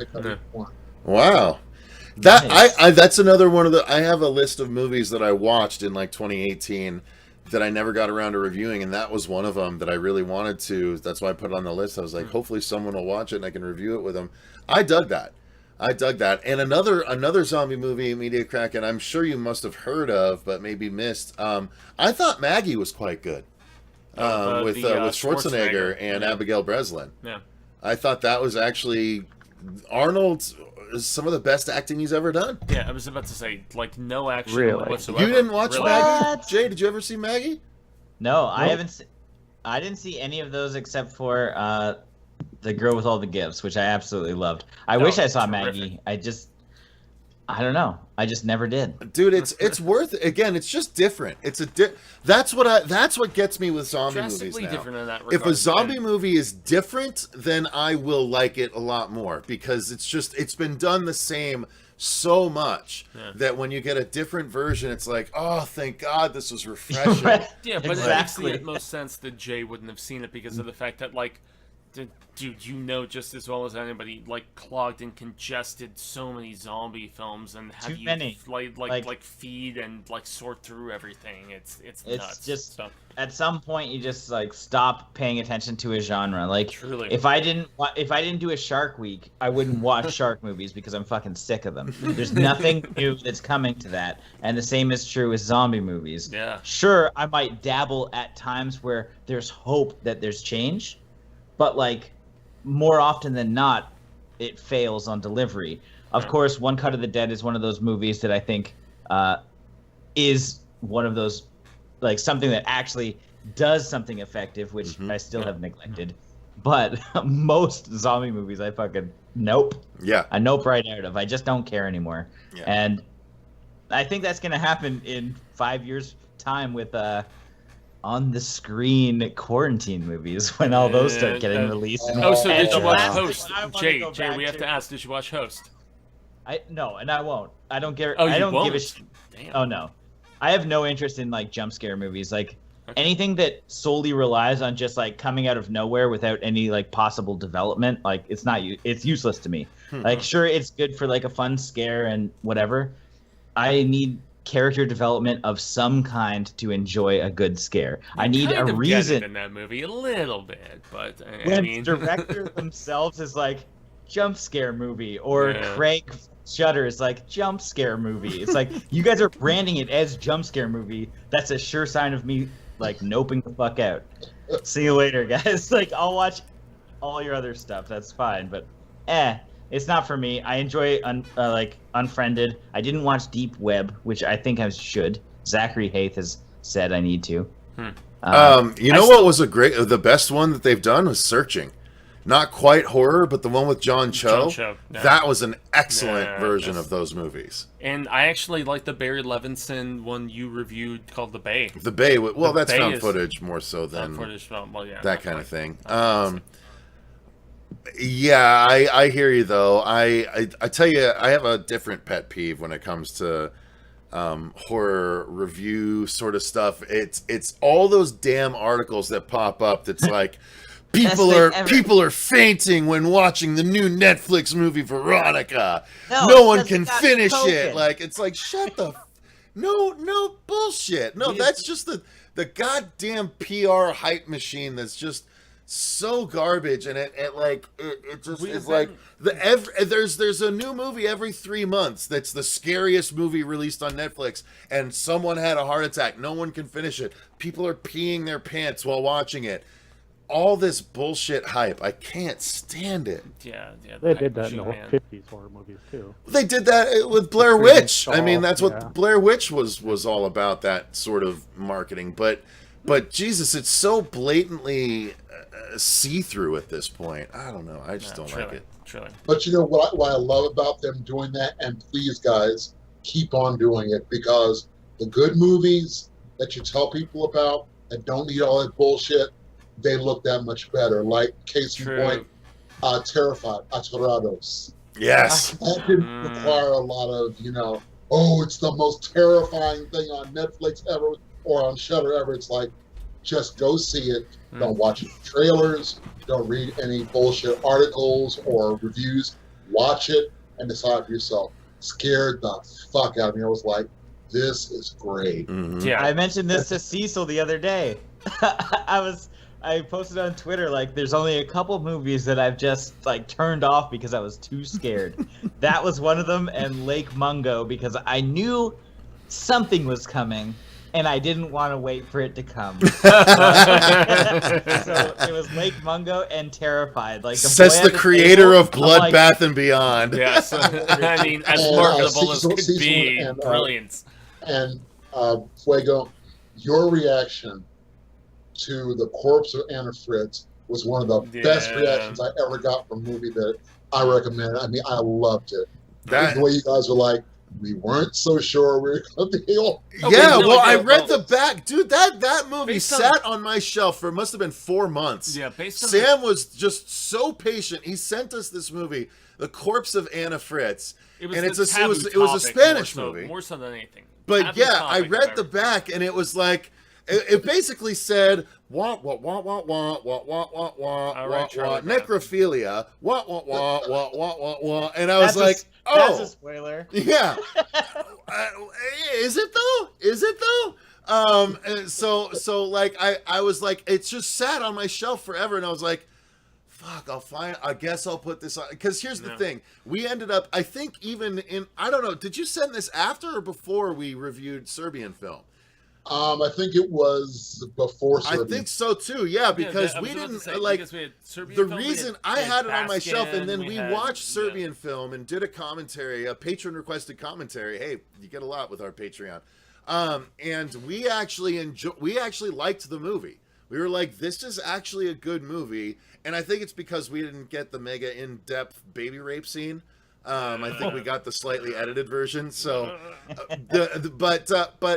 I watched this and we were like, this was actually good. I was like, well, maybe Sam's movie is actually going to be good too. And I put it on and I watched it and I was like, it definitely disturbed me. And then when it got to the point where it started to change, I deflated. I was like, oh, thank God. Okay. And then I was just like, okay, now what's gonna happen? Like, it's a really good ride that way. Like, you're so uncomfortable, and then it lets the air out of the room at one point where you're just like, oh, okay, now let me see where it goes. Guilt free. You know what I mean? It's a very wise tactic in the fact that it gives the viewer. Don't spoil it. I feel like you're about to spoil it. Don't spoil it, Fuego. Well, I mean, the false sense of, just everything is seemingly winding down. Everything's not awesome. Exactly. No, so that was a really good recommendation. Media Kraken, I don't know that you want to necessarily seek this one out. I don't know. I enjoyed that one. I'm pretty sure I know what happens. Oh, okay. Well, then don't worry about it. I might have seen part of it. I don't remember. Cecil. Yeah. Give Media Kraken a copy of Rondo. I could do that. I could send him a copy of Rondo. I have a copy. You have a copy. Yeah. Sam was very generous. Sam is always generous with what he sends us. So. Sam is the right. Much appreciated for that. So another super chat, Joanna from Canada, another 20 Canadian. I loved Host. It's not like Unfriended, Jay. It's set during the height of COVID. A group of friends get together for a Zoom call. They invite a medium to conduct a seance for fun, and quickly things go wrong. It's cool. Now, the thing that I would say works in its favor is that it's only 56 minutes long. Yeah, so it's the episode short. Of a standard episode of TV, or it's the length of a standard episode of TV. So it's not that heavy an investment. However, I think Jay will likely come out of it going, it's just another jump scare movie. I think he's pretty much got that nailed. Yeah, it's one of the stronger examples of both a jump scare and this could also be considered a found footage movie, so it is a stronger example of those. I still had issues with Unfriended, and that's what I thought I was kind of watching with this movie too. I dug it though. I gotta be honest. Like, I was doing it. I was playing Ghost of Tsushima because I have two big screen TVs, so I generally tend to multitask with movies I'm not sure about. So I throw it on, and I'm playing Ghost of Tsushima, and I did find myself pausing to just watch what's going on over here because I'm like, I don't want to miss anything that happens in any of these windows. Yeah. Like, I was engrossed in the movie more so than a lot of movies I've watched recently. So I dug it. I do think that Ghost of Tsushima, yes, exactly, that one. I do think that Host is worth a look if you have Shudder, for sure. Shudder's killing it. Shudder is killing the game right now with the horror. I love what they're doing over there. Yeah, we've been wanting to get them as a sponsor. Come on, Shudder. Not even that. Like we so much that we've reviewed from them is amazing. From Dead Wax to, I mean, the fact that they got that Tom Savini documentary. They just got the In Search of Darkness 4.5-hour documentary on there. Like, they're doing some good shit on Shudder, dude. I mean, again, Terrified, Beelzebub. Beelzebub was one of the best possession movies I've seen in the past decade. Yeah. And, like, that's just another Shudder drop that I never would have seen were it not for that. You're actually reminding me about the Inmate Number 1 that came out recently, the documentary, which was about... Danny Trejo? Yes, exactly. Yeah. Where is that? Is that on Shudder too? I don't think it's on Shudder, unfortunately, but it's finally on home release. Anyway, sorry for the diversion. Random thought, all right. well, I mean, the fact that we're talking about documentaries of people, it just reminded me. All right, let's see. Wait, do you guys not have Shudder up there in Canada, Jay? I got it. You do? Okay, so someone said Shudder's not available in my country. Oh, poor thing. All right, so do you have Shudder, guys? You guys are you Shudder fans or no? Love it. Yep. Absolutely love it. I'm kind of in between, to be honest. So I tried to cancel it, but I think I accidentally was drunk and bought like a different subscription on a different email address. And so I thought I canceled it. And then Joe Bob came on, and I'm like, why am I getting this? Like, everyone was on Twitter, like, talking about it. And I'm like, yeah, okay, well, maybe I'll sign up for it. And it's like, oh, you have 1 month left. I'm like, I've had it for the last 11? I had no idea. And because it's like $4 a month, man. I mean, they're just like, man, it can easily go undetected in your monthly. I think I bought like a 2-year subscription or something, like really early on, maybe 3-year even. And that was... They didn't really have anything. Like, their big draws were Revenge, and, like, that was it. It was Yeah. like Revenge, Downrange, French film. and Lake Bottom. And Hell House LLC. And Hell House, yeah. And was Scare like- Package. Jay, No, if you wait, watch Scare hey, Package, he said it yet, first. You're I not listening love to him. Scare First, I Package. haven't seen that. I watched like part of it on the last drive-in.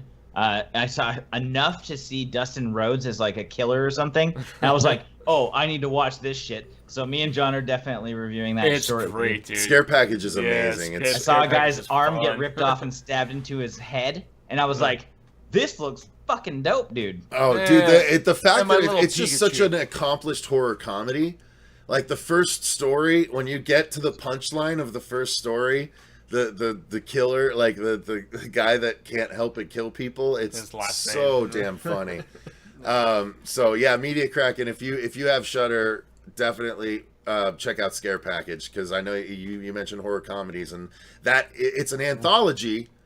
So, but it's definitely, I laughed so much. The grotesque thing-esque one is so amazing. And again, Creepshow also on Shudder, kicked ass. I loved it. I need to see that. I haven't watched that, to be honest. God, I love Although it. I forget kind of like the OG ones to be like as well. Like I remember watching Creepshow 2 ages ago. Oh, I Creepshow don't think 2, I could dude. name a Yeah. single thing from the first one. And that's it. That's all I remember. So the nostalgia wasn't there for me when it came out for Shudder. And I just kind of skipped it. And at that time, I also didn't think that I had a Shudder subscription. So I'm just like, well, I'm not signing up for this or whatever. That was a Shudder exclusive, right? Yeah. Yes, Yeah. it was. Yeah. Yeah, I was yeah. just Greg Nicotero put it exclusively for that. Mhm. So, Oh, he's so good with the gores. Yeah, yeah. dude, it's so well. That's the thing. Him Like, and Savini, man. there's I mean- and so many episodes are so good. I mean, one of the first episodes has Giancarlo Esposito from Breaking Bad, as well as wasn't the dude from Trying to remember. Bill and Ted, and from Alex Winter? no, the older guy, Death. Wasn't he in it as well? I just said, Oh boy, from Demon Knight. Yeah, from Fuck, Demon what Knight. What the hell is his No name? way. Come on, guys. And then also, wasn't it Adrian Barbeau in that episode as well? Sam's Yeah. saying it, but I think we're talking over. Oh, the one that was the blob or the gray or whatever the hell it was. Yeah. Who are you? yeah, saying? it's Bill Sadler. Bill Sadler. Will yeah, Sadler, William yes, Sadler. William Thank you. Sadler. Damn Yeah. right. And that was he's- just one episode, dude. Yeah, and like, he is returning in the third film for Bill and Ted. dude, some of them are just so cool. Like the Dollhouse episode, I absolutely love. I can't stand how much I love it. Another super chat from Joanna from Canada. Thank you, Joanna from Canada. You're being super Yay. generous. Much appreciated. Yeah. Terrifier 2, bring on the gore. I love Art. I love Art as well. If Agreed. it wasn't obvious, I've interviewed him on the channel, and I am very excited about Terrifier 2. So, what about you guys? Media Kraken, did you get around to Terrifier or not so much? Nope. Nope. Are you a scary clown guy or Fair. not so much? No, I just haven't gotten to it. Gotcha. Yeah. Fair enough. I mean, if you like slashers, then it's a good one. But if you want a story or character development, then you may want to skip it. Yeah. I mean, like, are clowns scary in your regard or anyone else on the panel, basically? Yeah. What do you think guys it's a good- think of? Well, I mean, Is Yeah. it an Art is overblown cool. trend, so to speak? I think Art is incredible and like the best scary clown in ages. Mhm. And he's sure to be an icon and somebody that people are going to be getting tattooed in 10 years from now. And I think they're he's doing the it first, now. like, Yeah. he's like the first legitimate horror icon since Scream as Ghostface. Like he's the first one that Well- I think is like straight up going to stick around for Victor a long Crowley, time. I think, is sticking around. Fair enough, but I'm not getting that guy's face tattooed on me. That guy looks like shit.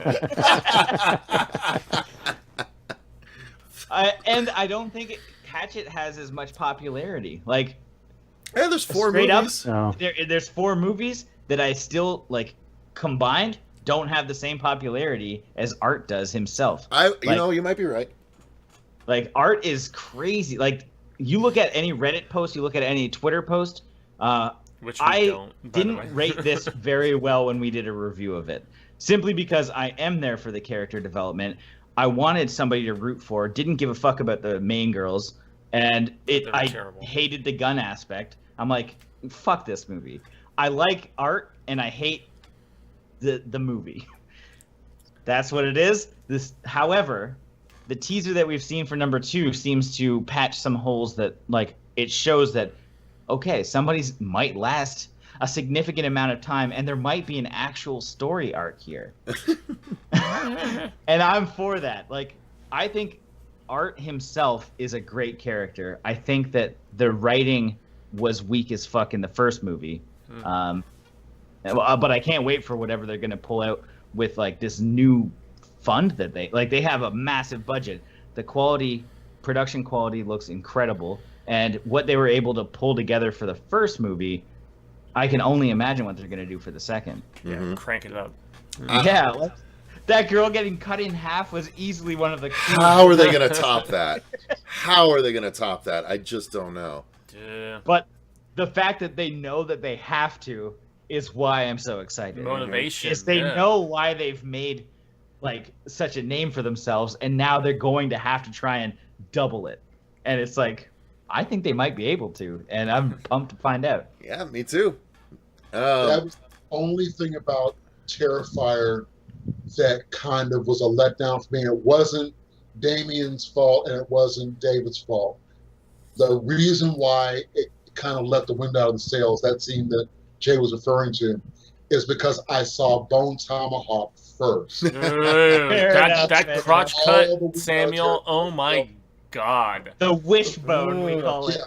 So when I saw Bone Tomahawk, I went, holy fuck, I've never seen that before. And I saw Terrifier, I was like, yeah, this is pretty nasty, but over there, yeah, they did it first. So A little more savage.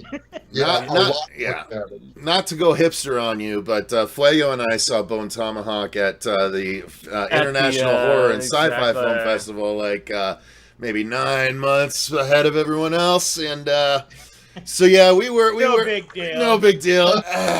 None at all. Although the funniest thing, everybody, was the fact that. But no, we got the Wishbone experience before everyone else, and we were like, that's why we were telling everyone. We reviewed it early, and we were like, if you go and watch our review, it was immediately after the movie, right outside the theater, and we were like, guys, this isn't a horror movie, but if you love horror, you need to see this movie. It was especially amusing Fuck, it was because so of the good. fact Well, that plus Sid Haig right at the beginning. Sid Haig and David Arquette at the beginning, but Susie was in the audience with us as well. And she gave me and Cecil major shit right after. She's like, oh, that scene with the sawing of the groin and everything, you guys were both jumping and blah, blah, blah. And yeah, she went into Susie. Yeah, she went into Susie mode, and it was very, very funny. So, good times. Review very well, because that was a review that convinced me to see it. I was like, okay, if they're saying this about this movie, I have got to put this sucker in.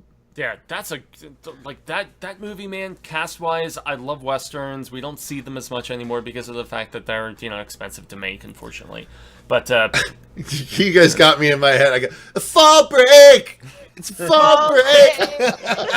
Oh god! The fact that movie even the title is still Fall Break, even on the Blu-ray. It's not even Mutilator on the Blu-ray. I reviewed that with Susie, and like the cold open was one of the funniest things, because we were just like, all we have to say about this movie is, and I just overcut with the really, really, really slow version of that dude. Like, it was so ridiculous. However, the Full House opening with Fall Break over it was really hilarious. Like, oh god, that movie.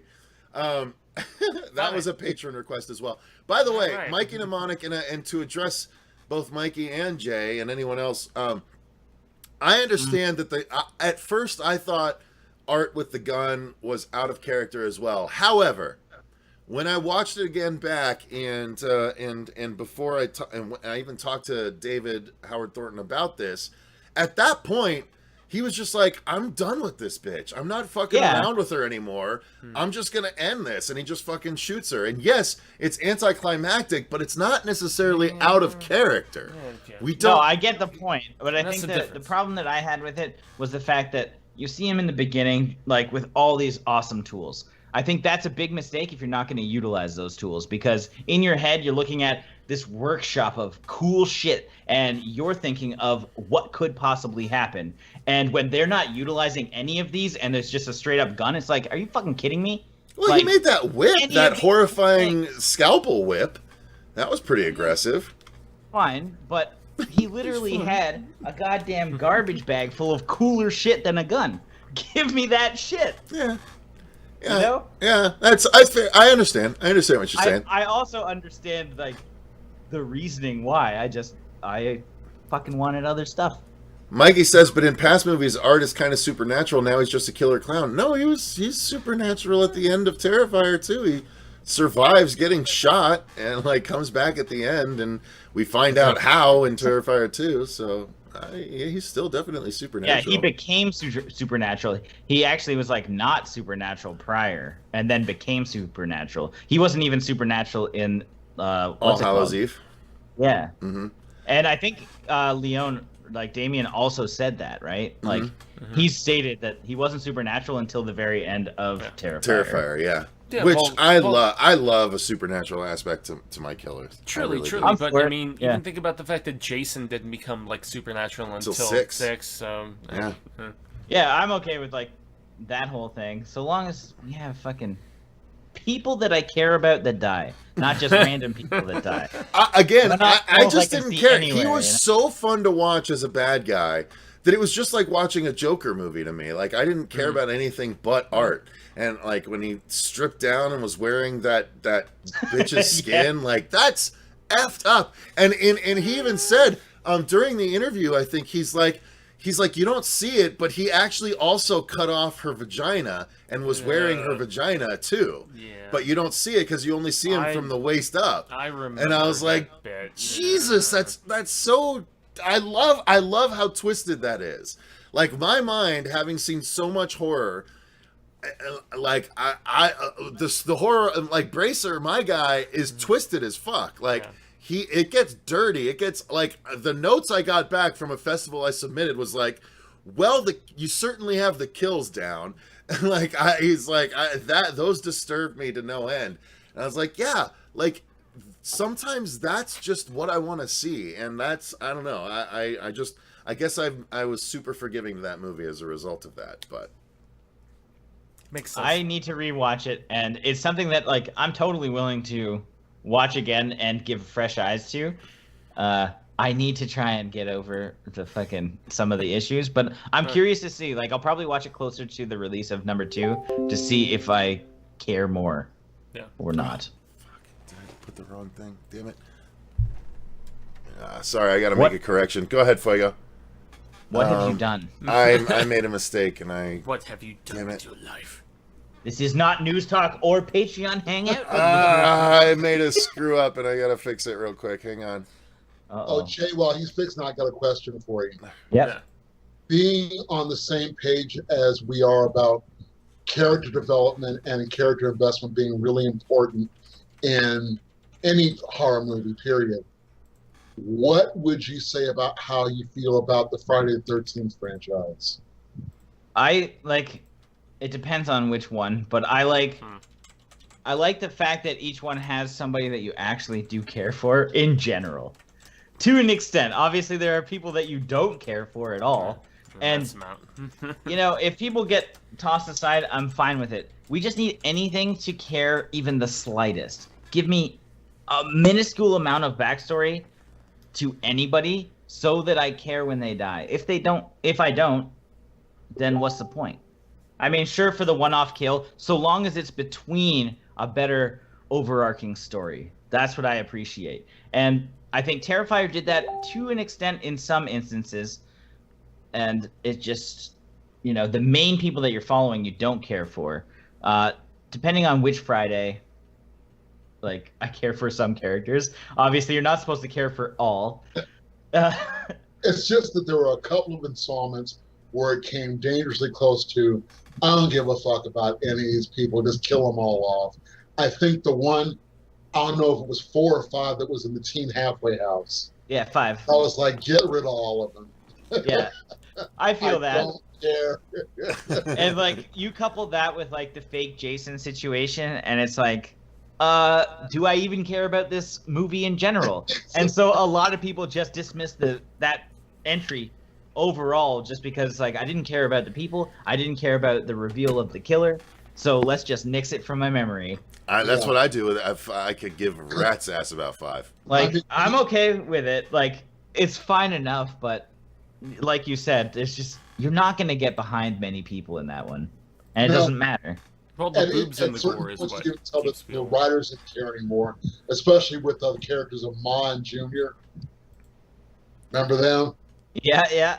Junior, I'm trying to fix your supper. God damn it! Right? Like it's like, okay, fine. I can deal with this in very small doses.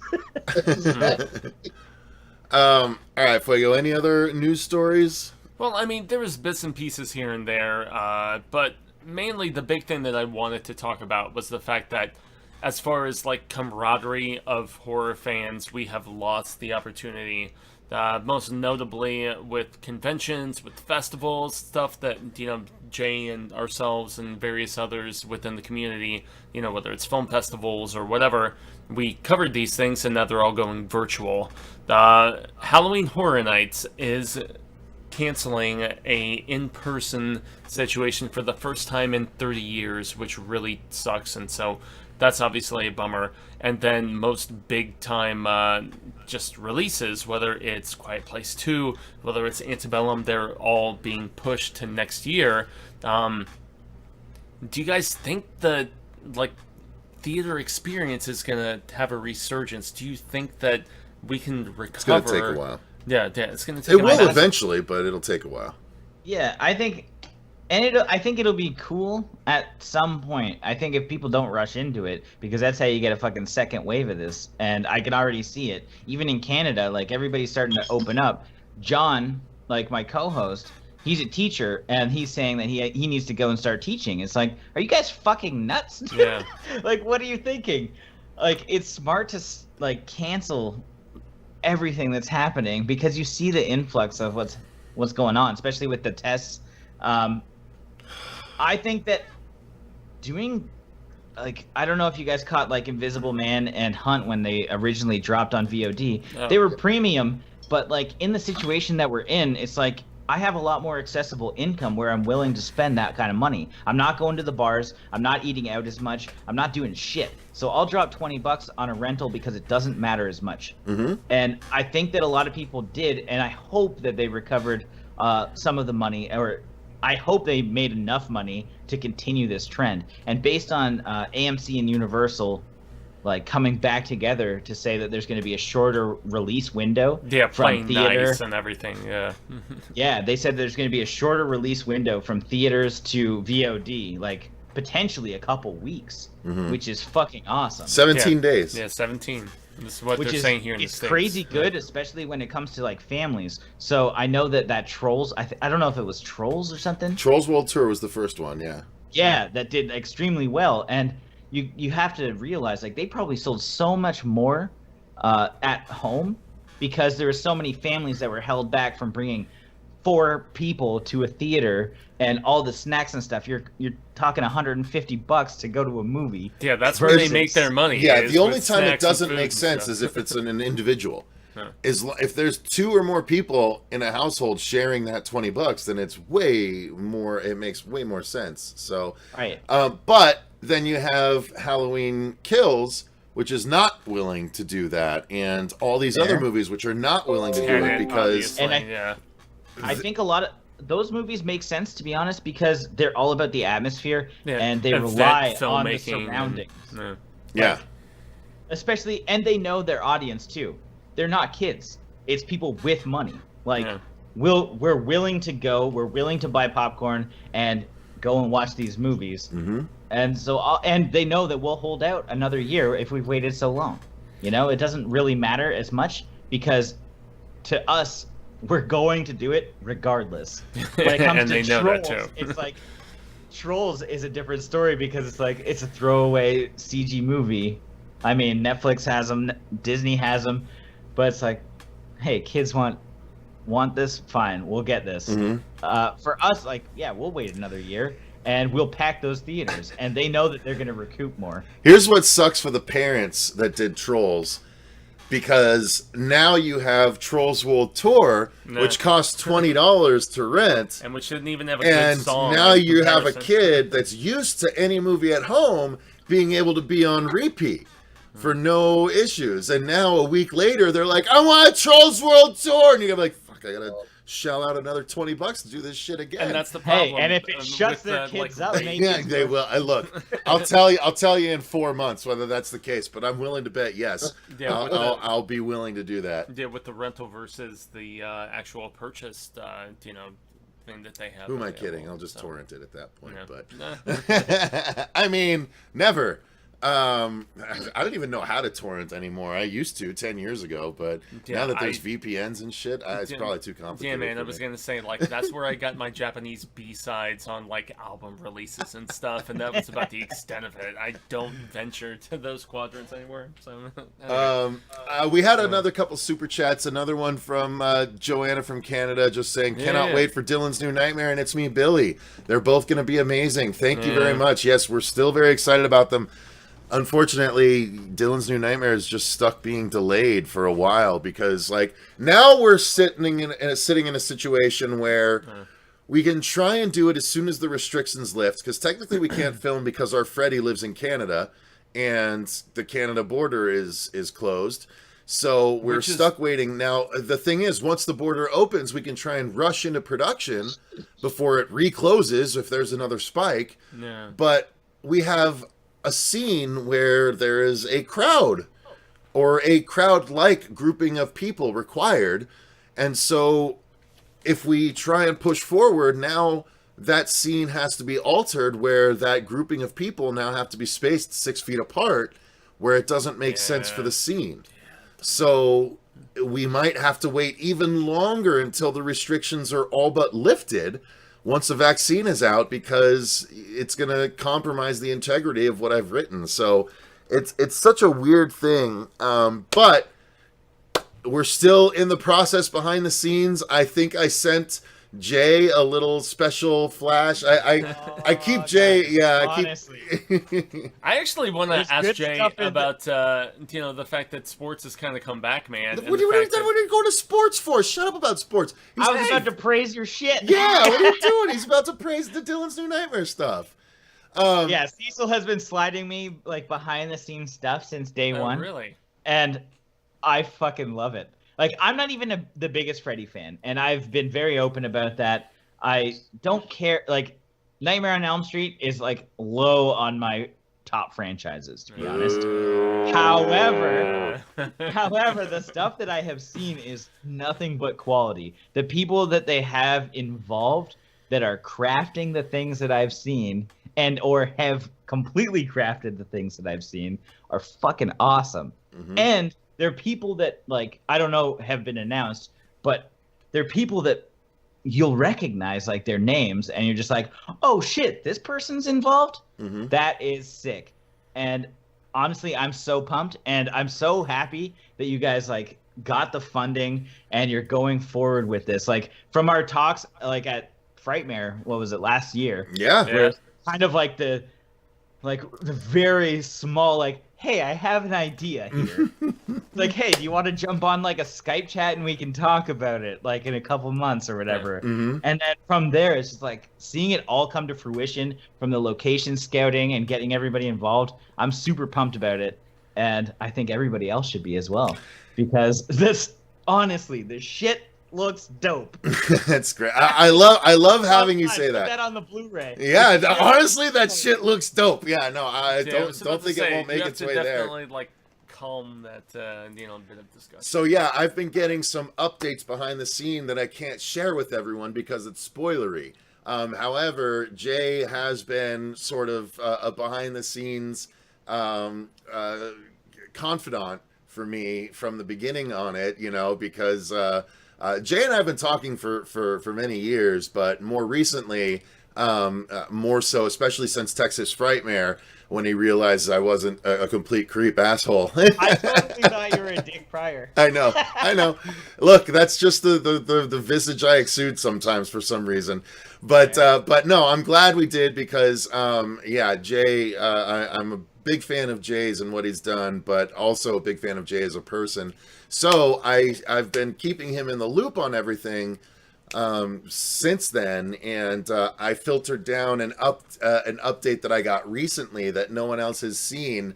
You guys know we're making a Freddy movie, so you know we have to make a Freddy, and we're not just using a mask. We are making our own Freddy, and we have a look that we are going for, and Jay saw the preliminary look.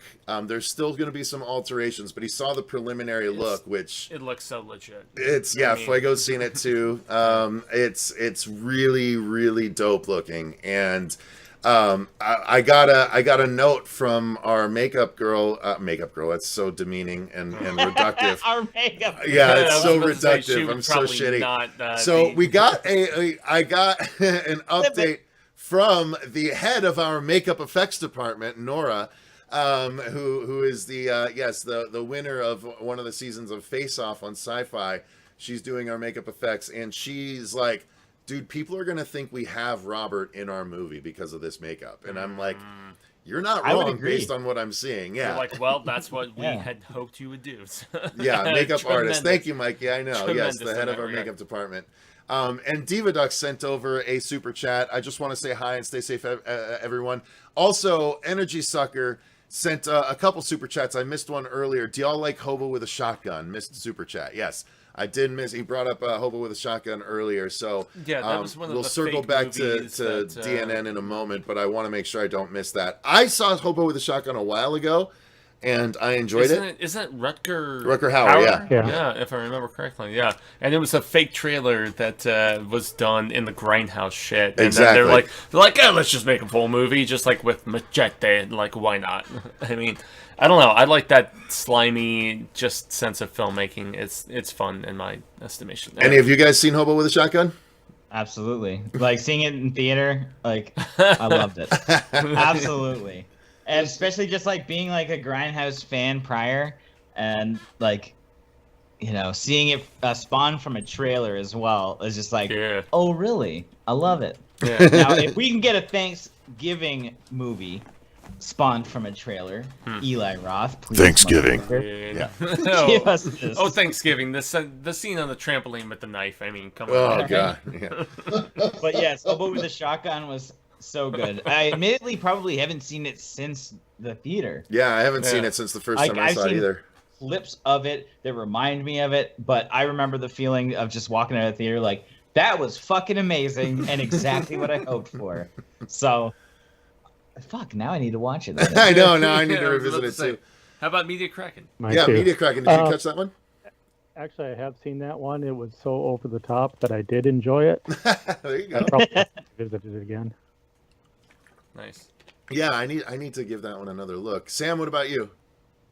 I got the chance not only to see it at, I think it was Texas Frightmare, but I got to meet Jason Eisner, and he is an awesome guy, by the way. And I'm glad somebody mentioned this because Jay, one of my all-time jams is low-budget Canadian horror, which is why I love Shudder, because it allowed me to catch up with certain directors and certain things. Two of the best movies, I shit you not, I've seen in the past 3 months were Turbo Kid, which I finally we love the RKSS guys. Fuck dude, we've been that was another one that we saw early because it was presented at Film Bar. So good, dude. That movie is amazing. You guys raved the fuck out of RKSS, and I was like, I have got to get around to seeing this. I finally did. My next thing is gonna be Summer of 84? Summer of 84 is awesome. And the other director I hope you got a chance to talk to, Jay, was Chet Archibald. Yeah, he's my buddy. I interviewed him last year. Literally, he's amazing. Man. Please tell him for me. He got me right in the feels at the very end of I'll Take Your Dad. Dude, that's a great movie. Yeah. That movie me and Chad are like actually good friends. Like we'll drink and like We nothing tied to anything. We all And were drinking partied together. at Yeah, we all Frightmare. partied at Texas Frightmare last year. It was Yeah. awesome. We have we have one of the best photos of all of us Yeah. with them in it, right? Where we were all just like Yeah. looking badass in front of the whatever car they had there. Oh, Black Fawn. Yeah. Black Fawn films, they're fantastic. Yes, They have, I indeed, mean, man. they did like Bite. They have like their own distribution arm as well, but doing Yeah. Bite, Better the Dead, I'll Take Your Dead, obviously, Indeed. which I think is probably one of their strongest ones, especially because it's Chad. Like Chad has done a few of the movies. Dude, the they're- Heretics was amazing.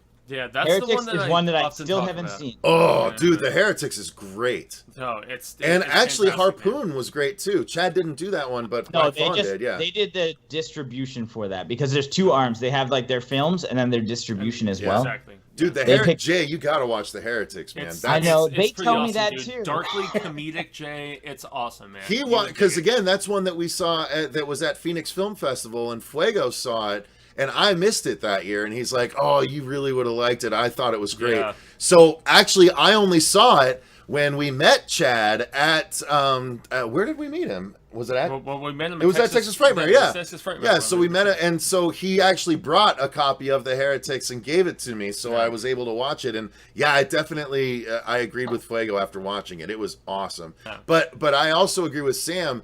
I'll Take Your Dead was a movie where at the end, it's the first time in years that I can remember the movie ending, and I had to just sit there.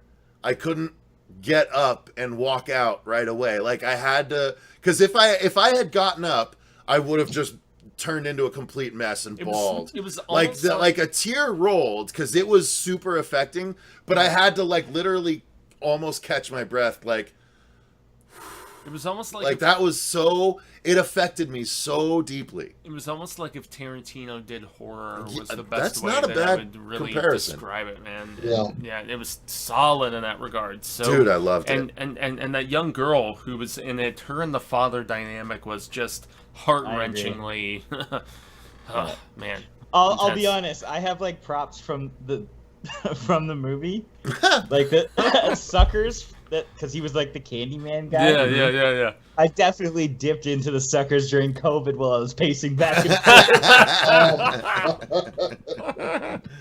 Because what's cool about them is they do like their blacklist, which is like kind of like a mystery box that has postcards and shit from the movies they released. Yeah, and yeah. one of them came with like a jar of the suckers from the screen. Nice. Like I was just like, yeah, I'm eating one of these. I yeah. tried not to chuckle too much, but Eva this is pretty Preston. fucking funny. Like Ava Preston, she's great. She was also in Critters. We had the Attack, opportunity to Yeah, meet Critters her. Attack. Well, we don't know about Critters Attack. The new Critters. Yeah. Critters. Yeah, that was the one The with... I love that that the was the one most with T. the Wallace, right? two most recent Critters projects were so bad they were pulled from Shudder. I at get least here it. in the Like, U.S., yeah. I think that it was just aiming for the wrong audience. Like, honestly, if I had never seen Critters and didn't have expectations going into Critters Attack, I think if I was 10 or 10 to like 16, I would probably love that movie. Yeah. Because it was cool. There were like tons of practical effects and fun shit going on, and maybe characters I could relate more to. But as a 36-year-old man, I don't relate to these kids. Like, I don't give a fuck about them. Nope. I was legitimately more amused by the one with the A weird new like binge, critter kid where the critter's and talking, everything, and like And the it critter a president and all critter that shit. Like, impregnated a woman. yeah, it was so dumb that I was actually okay with it. It was funny to me because it was so stupid. But yeah, the other one was. We ultimately did rate it higher than Critters Attack, if I'm not mistaken, I because we believe did it. we We did a did. tier list ranking of the Critters franchise, Yeah, and we did. it actually ended up kind of interesting. Eh, Sharkensaw Women's Prison was a Arkansas good one. Women's Prison. It's like That's one I never saw. Like of those Wynorski movies, at his finest. dude, I think Swamp Shark might be my favorite of all those straight to DVD That's shark probably movies. one of the better ones. I That one, I would say like Swamp Shark, Jersey Shore Shark Attack, and Avalanche Shark are probably like the actual like top tier of the bottom Avalanche Shark, really? Avalanche the Sharks one, is so good. Really? In the one comparison with to the- like the other stuff. Like Sure, it's trash in comparison to regular things. Yeah, But- isn't there one with like Do you have a shark Nazis chasing and a snowmobile sharks or and what? all Yeah, sorts that's- of craziness? You do. You do.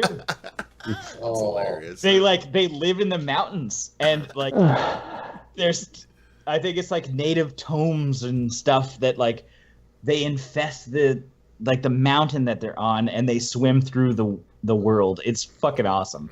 That's But hilarious. it at least has actual kills, which I find like you don't get to see cool gore anymore in shark movies. Like Rarely. 5 years ago, you did. Two-headed shark attack is way up there as far as practical effects are concerned. Sand sharks I rated really poorly, which is absolutely way up there now from what I've seen today. When you watch stuff like Sharkenstein or Shark Exorcist, and Ouija Shark. Oh god, I you've haven't seen that. Ouija Shark, but I know the director well. Brett Kelly, he did. What else did he do? He did Raiders of the Lost Shark, and he did Title Jurassic alone, Shark, man. and both of them look like they were made for $10. Like one of them, Sam's face at Raiders of the Lost Shark was Raiders of the gold. Lost Shark legitimately has like a pool shark that with a guy's hand like moving it across Oh, his screen. It's fucking garbage. And that guy, I don't know if he's Canadian, but he's always at conventions we go to, and he's approached me like, "Hey, I hated that you like said this about my film." I'm like, "I get it. I'm sorry, but like, you also made a shitty movie." Yeah. Like, You- what am I Like, what supposed else can to be do? described about the? One of the I was one just of the gonna, people go ahead, that I've guys. actually seen in real life that was like, "Hey, I didn't love what you said about my stuff." No. Like, well, Wait a minute. Now, if I'm not mistaken, the director Sammy of Cherokee Creek was very upfront with his thoughts on your review. but I haven't seen him in person yet. I was, We'll see how I was that goes. also It's a being different very situation. facetious Yeah. because his comments to you were much different than his comments on his own page about it. It's like as much as I adore Charles Band, it was like if I met him in person and all the shit that I talked about certain Puppet Master sequels and things of that nature, like fuck, I don't know. So All right, guys. Well, we're coming up on 2 hours here. I think that's probably good enough. Yes, Zachary, we did watch Deep Blue Sea 3. So if you guys didn't know, Yes. starting Tuesday, we are going to have 2 straight weeks of shark content. So we're going to be reviewing Jaws 2 through 4. we're having gay weeks. We're going to be reviewing Deep Blue Sea 1 through 3. We're going to review Shark Night. We're going to review The Reef. We're going to review Sharknado, a couple of other things that we just never got around to. And then we're going to end it with a shark movie tier list ranking. So we're going to finally do a tier list of all the shark movies. It's going to be fun. So starting Tuesday, that's coming. We're going to have some trailer reactions up tomorrow, including talking about It's Me, Billy, since we haven't done that on the channel. And then we caught up on a bunch of trailers, including Kevin Smith's new movie trailer. Kilroy is here. Or Kilroy was here, so we react to that. So all that. Jay, I know that we share a love for K. Smith and Jay Muse, right? Yeah. Of course. Although we yeah, don't know if he's ever gonna do Moose Jaws, which is what's he will eventually. I don't know if we need that. You know, like, I think the idea is funny enough. Let's just stop there. Because the idea was funny enough for yoga hosers, and we know what we see for that. I So if we could agree. just not And that's make what makes me everything we wonder, talk man. about on I the mean- podcast.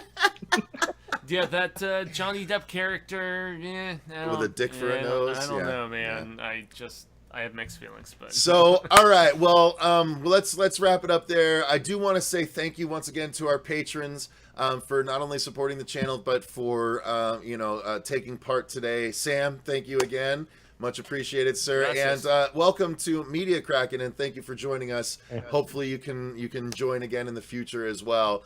Maybe I'll reach out and find out like the kind of horror stuff you're into, so I can maybe cater some of the conversation towards that. So yeah, that's what I was gonna Fine. say. I mean, just to like pick the insights a little bit. yeah, exactly. Well, I do appreciate you guys joining, and of course, thank you to Jay from Bloodbath and Beyond Damn reason. for joining. The link to his channel is in the description box. If you somehow aren't subscribed, please do so. But again, stay tuned. The next 2 weeks is going to be all shark content outside of the trailer reactions tomorrow. And then we're going to be back hitting it hard with reviews of The Host. We're going to have reviews of the second season of Outcast, reviews of season 1 and 2 of Doom Patrol, review of the second season of Umbrella Academy, and then fourth season of Channel Zero, which we fourth still season didn't of Channel do. Zero, and then we're actually doing a review series. We're going to be reviewing all of the Howling movies in September. I didn't Nice. Yeah, those are all done, and we've got all the Hellraiser stuff ready to go probably in October. But That's we're what going I to tackle was the Howling in September with a tier list at the end of that. And let me tell you guys, I say this in our reviews, so I will be reiterating it. But I would, Jay, maybe you can correct me on this, but I would be hard pressed to think of a sharper decline in quality from a first to a second movie in a series. In Howling? Between Howling 1 and 2, is there another movie series that had a sharper decline in quality from movie 1 to 2 than Howling did? I don't think so. Because it went from super awesome, great, Howling is amazing, to holy shit, what is this sexualized train wreck that I am watching? Pumpkinhead to Pumpkinhead 2. No, Pumpkinhead 2 is still more quality. I don't Yeah, know. Linnea Quigley's trying. still kicking it in that one, so that's good, I think. So Is that's that- a question. Maybe that's a homework question. I'd have to think about that one, to be honest. Yeah, Honestly. that is a really terrible decline from 1 to 2 in that series. Like, and the series just straight doesn't recover until part 5. In which case, it's like Why even? kind of okay. Yeah, and then part 5 and 6 are like kind of passable, and then 7 and 8 are just 7 is that's the funny thing. It's got the sharpest decline, and it's also got the worst entry of any series ever with part 7. That is decline? Yeah, go ahead. From 1 to 2. I'm gonna change it a little bit from 1 to 3, and it's Thanksgiving. Easily. Diva Ducks just put that in the chat. Cheater. Yes, Diva Ducks. That's Katie. Thank you. Honestly, Thanksgiving, I gave 5 out of 5, minute for minute, one of the best movies I've ever seen in my life. Jesus, what? You're talking about the Killer Turkey movie? Oh yeah. Minute to minute, one of the Condom best King. movies of your life? Jay, bro, you got to get out more. But Whoa. the sequel, the search for the sequel number 3, which is actually the sequel, is the worst movie I've ever seen in my life. Wow. Okay. So whether or not maybe Thanksgiving isn't the greatest movie, but even if it was mediocre, the fucking sequel is the worst. Like, I had to turn it off because it was so bad. Because they just strayed so far from the original content that it's just like, why even make this movie? All the people this was right when Indiegogo was really kicking off, or Kickstarter, and they just wasted everybody's fucking money and just made a bunch of puppets, and it was Sesame Street. It's like, that's not what why we like the original one. What are you doing here? There's literally like one human character in the sequel. The rest is like a turkey family with a bunch of like Muppets living in garbage cans and shit. God. Wow. I'll say, The first one- Zombieland for me. Oh, you know what? I don't disagree with you. I was not a big fan of the second one because it was like they were like, it's like someone was trying to paint Zombieland just by looking at it. And like just trying to do the same thing, and it was just bad. Which was funny because it was the same director and writing team, and pretty much bringing all these people back. The best. Hang on. Well, real quick. Media Kraken, why? Let's get your opinion real quick. I thought it was just a horrible cash grab. It was just, the acting was awful, the plot was awful, there was no fun kills, it was stupid. You mean you didn't like when Luke Wilson showed up to save the movie? Ugh. Sorry, I didn't even get through that without vomiting. No, the thing that I was going to contend was that the ironically most amusing person in the new Zombieland movie was the person who wasn't in the previous one. Yeah, and it was the that blonde blonde. bitch. It was the blondie stupid girl. She was the funniest Couldn't stand person her. in that new movie. I None loved of her, the previous unfortunately. characters. I were did too. that I thought she was amusing. hilarious. Yeah, she was very funny. But when You know that's what, guys? when I had to think about it. Okay, here you go. okay. From Troll to Troll 2. No, Troll True. I mean, come on. Yeah, but was Troll really that good? Troll still wasn't great. Troll 2 is bad, but Troll 1 still wasn't great. Watch Scare Package where he's like, what is the best sequel, Troll 2 or Halloween 3? And he's like, well, none are in the proper continuity of the blah, blah, blah. Are you fucking kidding me? Oh, dude, Fuck Halloween 3. I love Hey, Season of the Witch. for those in the back, fuck Halloween 3. Hey, for those in the Halloween front, 3 is bomb. come up You're here. We're wrong, watching dude. Halloween 3 next because Halloween that 3 movie is bomb. fucking rocks. Dude, I And can't you know get what's- into it. The Scott steepest Adkins. incline is Halloween 2, way down here, and Halloween 3, way up here. Nah, bro. Bring it Nah, on, bro. bitches. I love It's Halloween, Halloween 3. and then Halloween 2, and then Halloween 3. No. I think I heard Goofy go off that edge.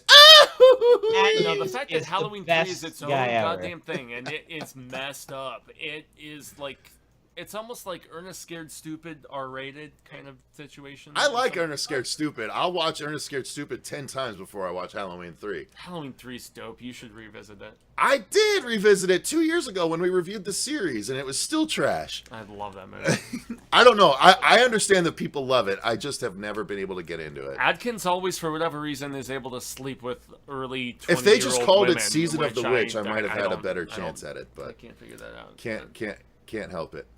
What about you, Media Kraken? Do you have an opinion on Halloween 3? It's been so long since I've seen it that I don't really have an opinion on it. Fair enough. Fair. Way too long. Well, I mean, just to be a little more specific, did you think it was cool for them to do an anthology idea and a one-off story instead of keeping with the Michael Myers? If they would have called it something else. Yeah. I think that's what a lot of people's gripes with that Truly. movie specifically. It wasn't If you a- named it anything Halloween else, movie. yeah. I think even as didn't a like crazy anthologies, mass movie, it but- was still boring. But He's anthologies, like a I ninja love. James Bond with like creepy kids. Tom Atkins is just too creeptastic for me. Yeah, I was gonna say between the fog The fog between the fog and Season of the Halloween 3 Witch is just the and- most lecherous guy in horror. But Night of the Creeps, come on. There we Well, go. okay, that's a That's a good Decker movie that I love. See, I've I never agree. actually seen that. No, and that's Oh, the thing, you would Jay. love should. That's a good And one. maybe might change your mind on Halloween 3. The way you will look at it, and you're like, you're looking at Tom Atkins as a badass Yeah. at that point. I've wanted to watch it. It looks like it would be up my It's not alley. bad, but I mean, it's like, okay, Not Fred bad. Decker and his homie who Give me that also worked shit, on Fuego. Monster Squad, right? I mean, we thought Throw that. fists. Yeah, we thought they were gonna do an amazing job on the new Predator movie, and it was so. I liked the Predator. It was, Just like I liked Alien Covenant, and you've got your panties in a twist over Alien I Covenant hate too. Alien Covenant, man. Anyway, Fuego and I are gonna start fighting each other. yeah. I love Prometheus though. I thought Prometheus was great. You would like Night of the Creeps a lot, Cecil, says Chase. Chase would know. Chase has a pretty good zero in on my taste. Chase. Yeah. It's funny. I'm like Chase. You say that every It's a- time. You're like, wait, Chase? Yes, it's Chase. No, Chase. I love Chase, man. So yeah, guys, any final thoughts? Any final thoughts on the news stories, or any questions? Any horror topics that has been digging at your craw that you want to get opinions on? I got a question for all of y'all. Oh, nice. This is Since- why I like Sam. Sam will step up to the plate. Sam Racing. since we're not doing anything in terms of going out to conventions, going to the theater, going to our special events and our comic book signings and whatnot, have you been taking advantage of any of the recent sales that have been happening with the big companies like Scream Factory, Severin, Twilight Time, those companies? I took some Scream Factory, or Shout Factory, whatever the hell they have multiple names. But how about you? I have not, because my job being an in-home salesperson, that has taken a bit of a hit with COVID times. So Yeah. I have not had the expendable income that I have wanted to be able to do such things, unfortunately.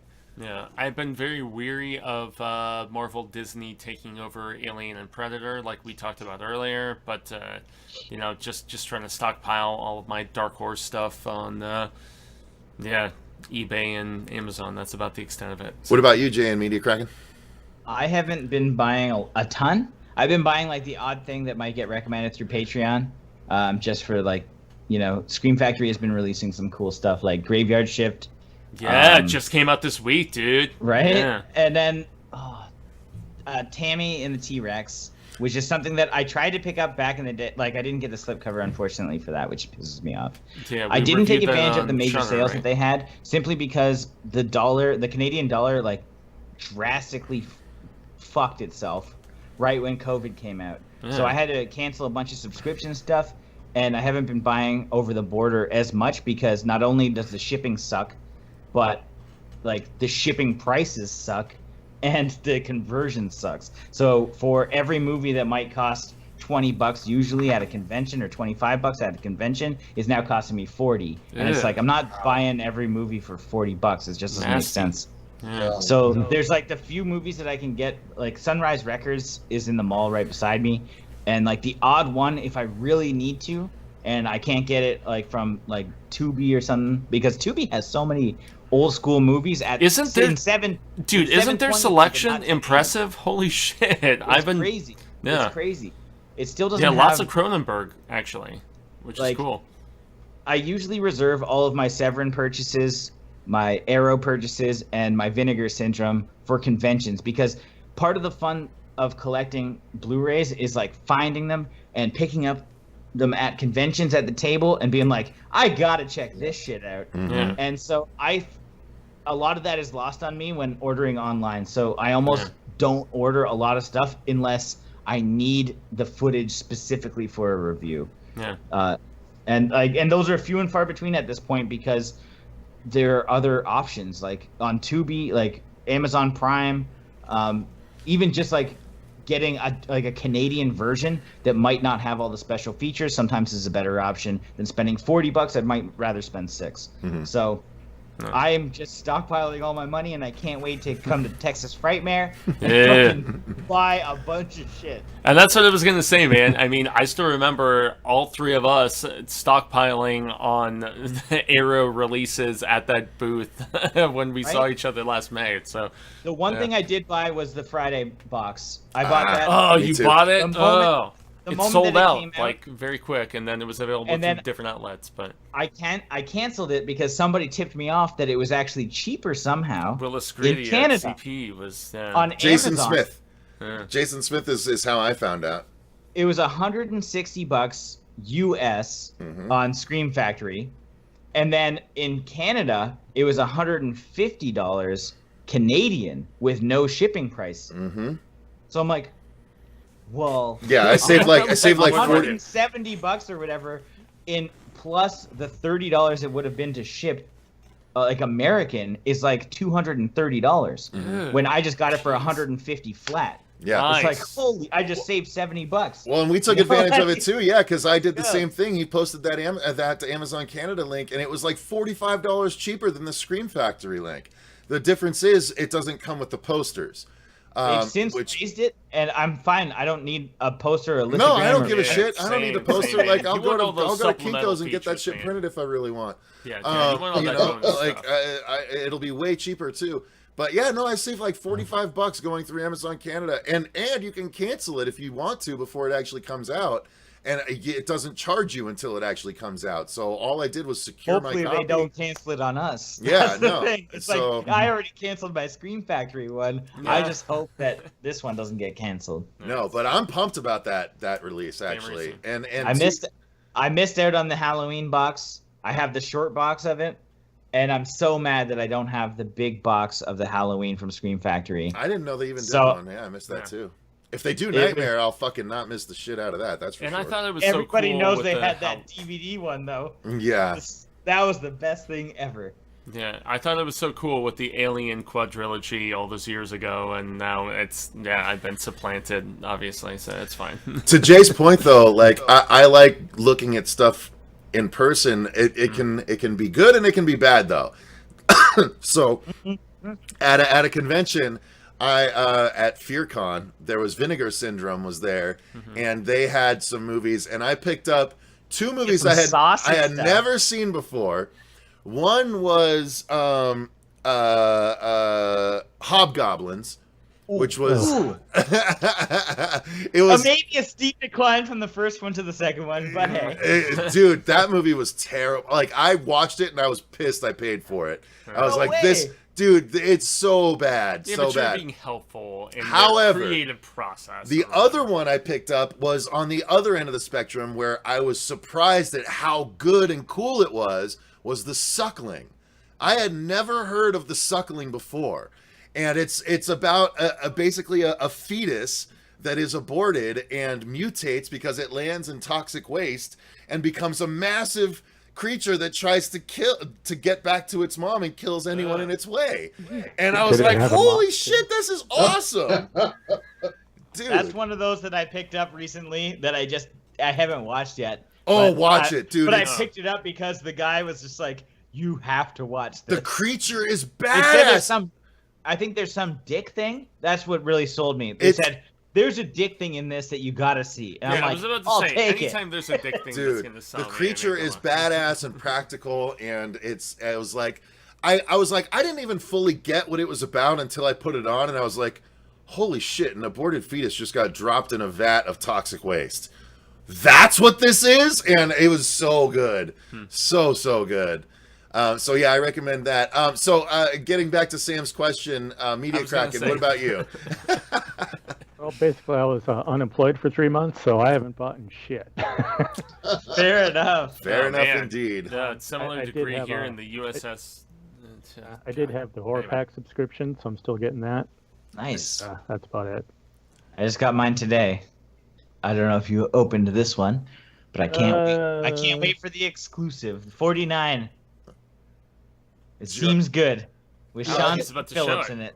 Yeah, I hate to admit it, but I've Wait, been wait, running- Sean I've C. been Phillips running- is in the movie? Okay. All right. Yeah, but from 9 years ago. So this is when he was like Oh, a hefty boy yeah. before he like went on his weight loss journey. Yeah, I was gonna say So it's hefty, kind of so neat funny. to see something that was released in 2011 or 2010 on DVD finally get a Blu-ray release in 2020. Yeah, It's nice. crazy, I need to Go, find out what go, the hell go. he did, because Jesus, if I could Yeah. replicate that, I'd be right? I know. He says that it was just like eating out, like just eating differently. Yeah, Yeah, he was smoking That- crack, he was- is what and he it was- really he was boiled walking down a lot. to. So. yeah. I need to get into the walking. The problem is, right now, it's 10:15 at night, and the temperature outside is probably still over 100 degrees. It was. That's 90 how it is right It now. was It's 93 last night at. Ooh, 93. Like 10. during the 15. day. It's over. It's in the one, like it's like 118, feels like 122. So Yeah. yeah, walking is a bitch out here. Right Yeah, now. well, I mean, to quote Return to Oz, we are in the deadly desert, as I all too often describe it, and so all for too that often reason. is right. Oh, so who was excited about the fact that Robert Zemeckis apparently remade The Witches? Do you think that's shit? You guys think that's terrible? The what? I The don't even know what Witches. it is. Oh, Yeah, like The old Witches school with movie? Angelica The Roald Dahl Houston. movies? Yeah. Robert Zemeckis has apparently remade that movie, and it was rated this past week. What, in like his animated fashion, like No, like full on, Not like remake, Beowulf? like person oh, status. Yeah. all right. Yeah, I mean, I don't think they're. That was one of the scarier movies I remember seeing as a kid. Because Oh, same, the dude. I damn mean, rat I witches. still prefer Return to Yeah, Oz. I mean, the rat Gnome witches are what's King, up. the Yeah. flipping wheelers, and all that shit. That movie messed me up massively as a child. But Sorry, Joanna from Canada sent in another $10 super chat. Yeah.